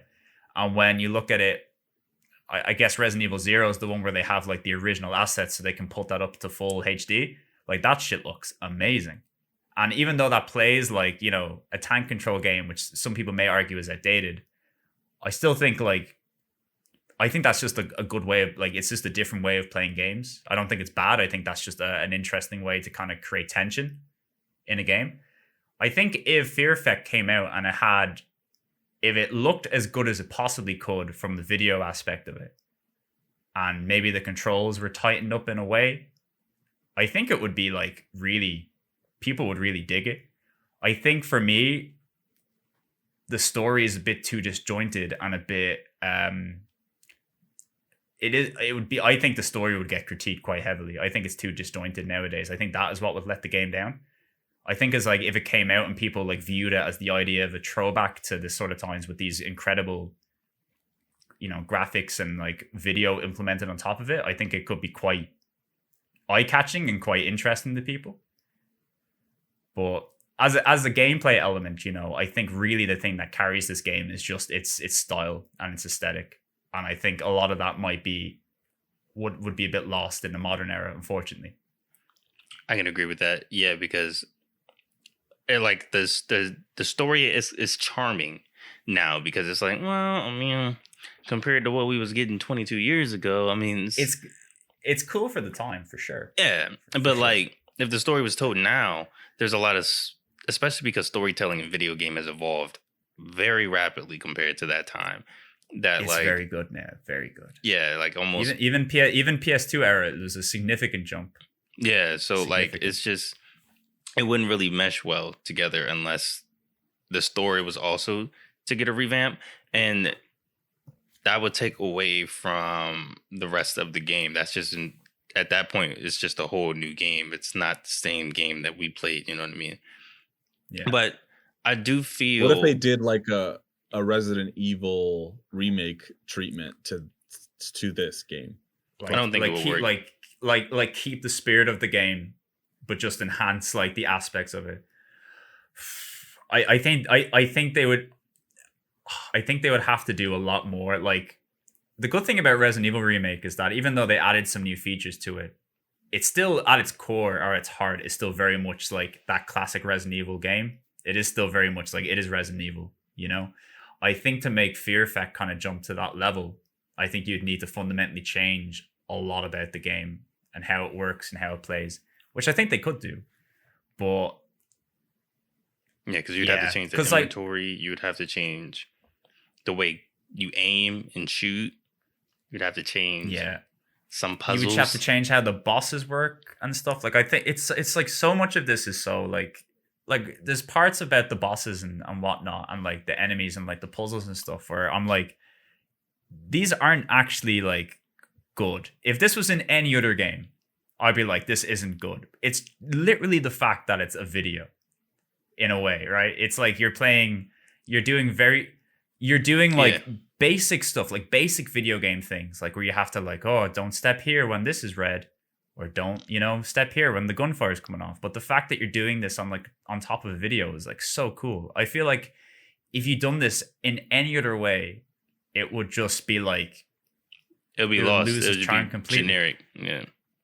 Yeah, it's literally the fact. I think like a lot of aspects of this game, right, are in many ways, I would say they are passable. You know, they're good. The combat isn't the best in the world, but it's pretty good. You know, the puzzles aren't the best in the world, but they're pretty good. it's just the way they're all tied together in this very strange and unique game that I can't really say that I've played anything else quite like it. That whole thing kind of anchors all these different points for me and makes all of it kind of like enjoyable and fun for me, you know, because I understand that they can't really make it any better than what it is. Like maybe they could tweak a few things, but I think even like weird or like poor and outdated gameplay elements are just enhanced so much by this strange way that you're doing it all. And if they were to make that in a modern era, anything but like you, yeah, it would just be a bad game. None of all the charm would kind of fall out of it, you know? That's not to say that I don't think it would be fun, but like if you were straight up to like, here's Fear Effect, people are like, what, why? Why is this the way it is? You know? I think it's honestly, here's the thing. I would say that I really enjoy it, but I think it's very much a product of its time. And I think the reason I enjoy it so much is looking at it as a game that came out in the year 2000. I'm like, this is amazing for what it was when it came out. Especially, I really enjoy it for that. Yeah, I was going to say that might be a reason why the remake is in limbo. It's because the further in development they get, the more they realize, wait, this isn't going to adapt well. And because I think they were using Unity from the looks of it, from the way that the camera looked like, it looked like they were using Unity for this. So because they're like recreating all the environments in like 3D, right? It's not a video. It's they're like, I guess the idea with the remake is that they're going to improve. Like they might add the inventory system. They might make the combat better, right? Like, but I don't think I would play this game for, in a weird way, right? Even though I enjoy the gameplay for, right? Like, yeah, I play the game because it's like, it's so strange and unique. I think if you make this like just any other tank control game, it loses really why the spirit of what's so cool about it. Right. You know, because the story is, I like the characters. I think the story is kind of cool and kooky. I like the environments and the places it takes you. But like, without the weird visuals and the FMV and all that cool stuff, it's just a very odd game that may not play very well. And I would like, even if they were to remake it, I still think I would prefer to play the PS1 version because of that element of it, because there's very few games that do that. And I love that about it. That's like it's like Medieval that got remade on PlayStation 4. To where it's like, it's a remake, but it's like, this just makes me want to play the original Medieval on PlayStation 1 more than play the remake. Yeah, it's like I really enjoyed the remake of Medieval, but that's purely because that game was just Medieval, you know. But like there was nothing in that remake that was like that you couldn't already do in the PS1 version. So you're really choosing whether you like HD graphics and like I love PS1 graphics. I get a kick out of them. I think they're great. I love looking at them. So I would play that version, you know. You know, that's like, if I could play a modern game, I got really nice graphics, but not many people are making games that look like PS1 games these days. Hopefully soon. But there will be. I think there will be in our renaissance. Sandy's generation of people growing up. Fuck pixels. Let's get back to blocky PSX graphics. Let's go. Bloodborne PSX is the catalyst. Let's go. We need it. There was another one that was like a shooting game.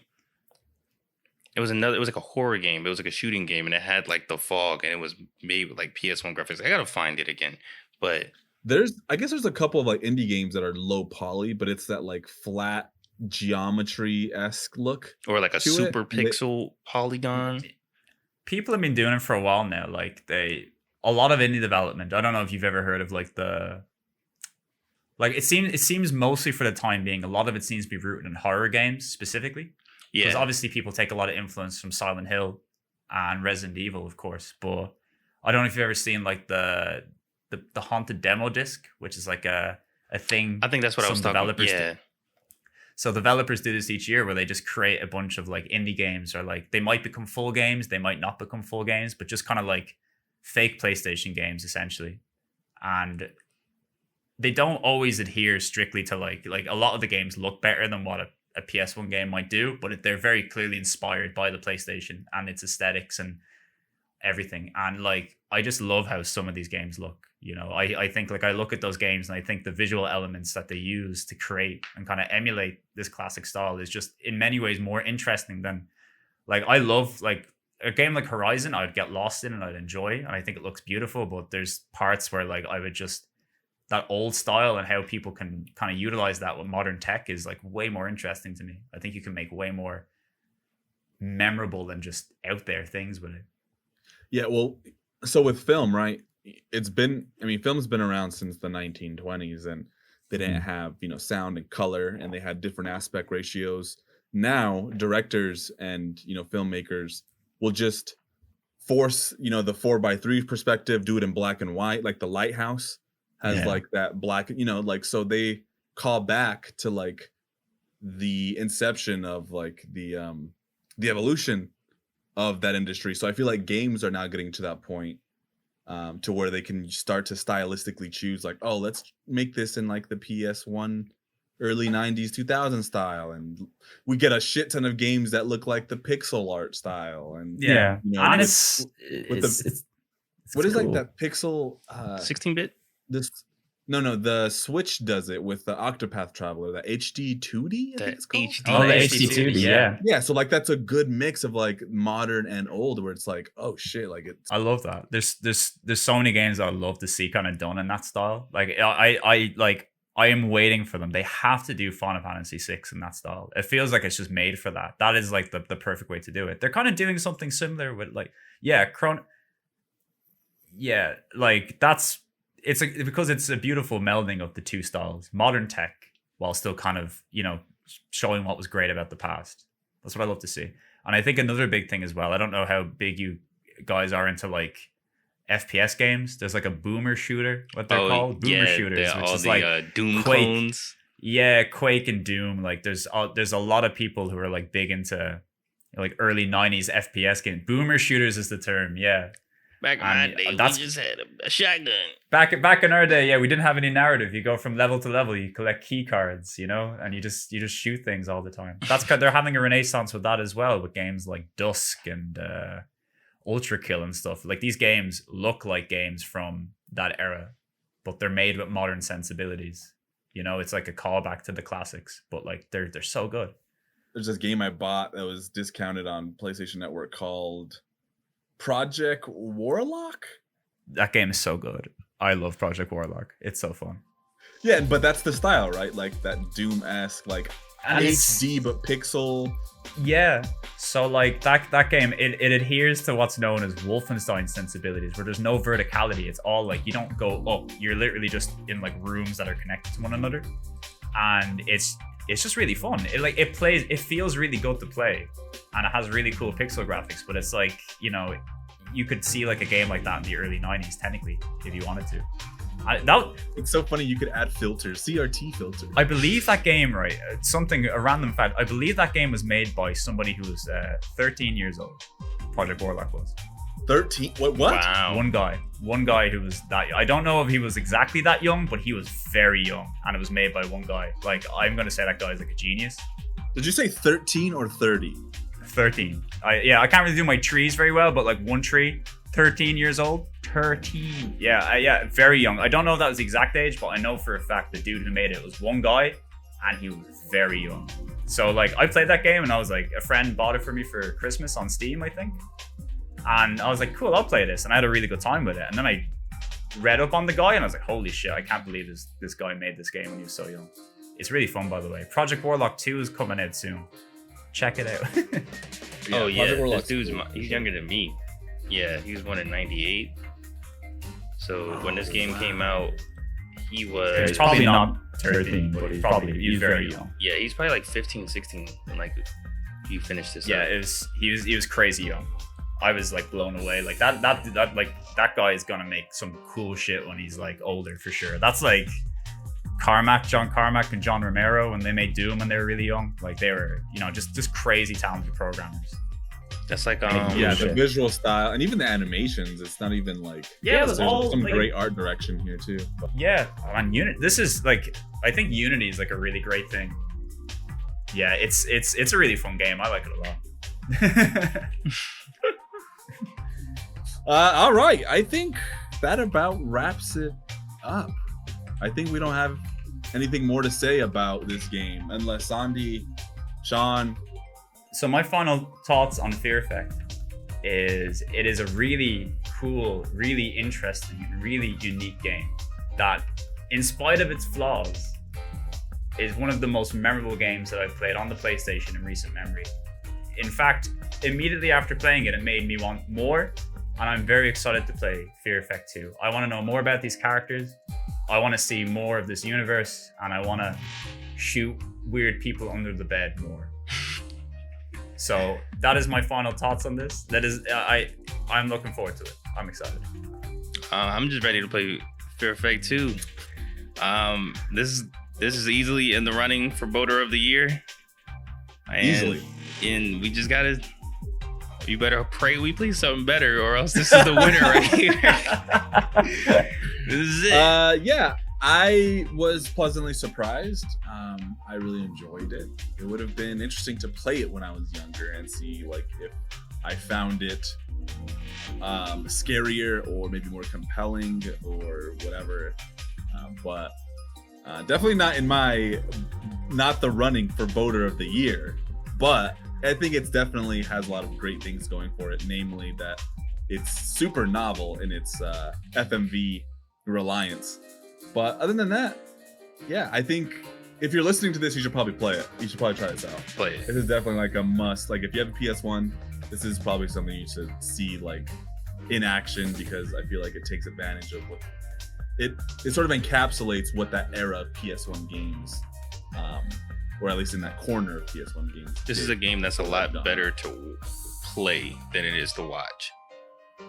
Yeah, I feel like if you watch like a long play of it, you might kind of miss out on some of the mystique and the novelness of the experience, because like I said at the very beginning of this game, I would walk into a screen and I would just stop and just look at the backgrounds and look at the characters, and I think the feeling of being in this and controlling it is really cool, because if you're gonna just watch somebody play it, right, you might as well just watch any old movie.